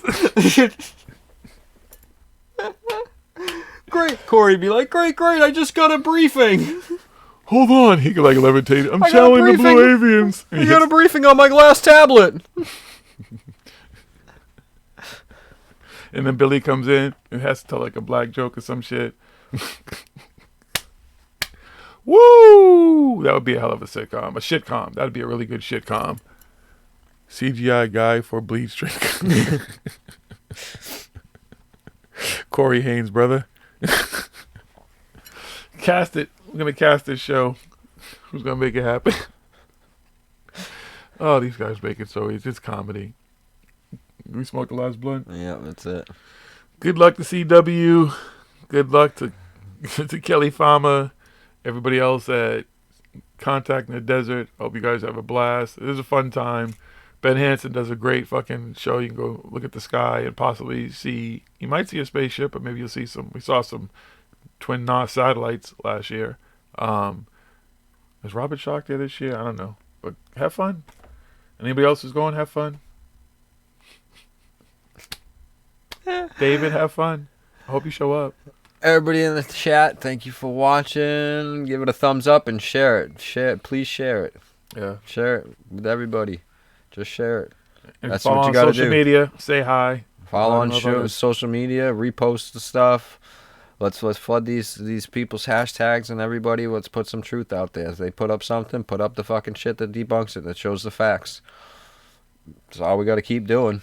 You said Macaulay Culkin as Jordan Sather. And Macaulay Culkin could play David Wilcock and Jordan Sather. Macaulay Culkin had 2 roles in this movie. They couldn't afford the second actor, so they got him to do 2 roles. All right, folks, that's it, though. Peace and love. See you on the other side. You never know when we might pop on, so make sure you subscribe if you haven't subscribed. If you're enjoying the music, including our theme song, it's SOTOV. It's available on all platforms. Go get it. Peace and love. It's nothing to give to us. Thank you, though. Thank you for joining us. That is the most important thing. That's how you give to us, just being here, chatting, and enjoying the show. So, peace and love. We'll see you next week, or maybe sometime before then. We're out.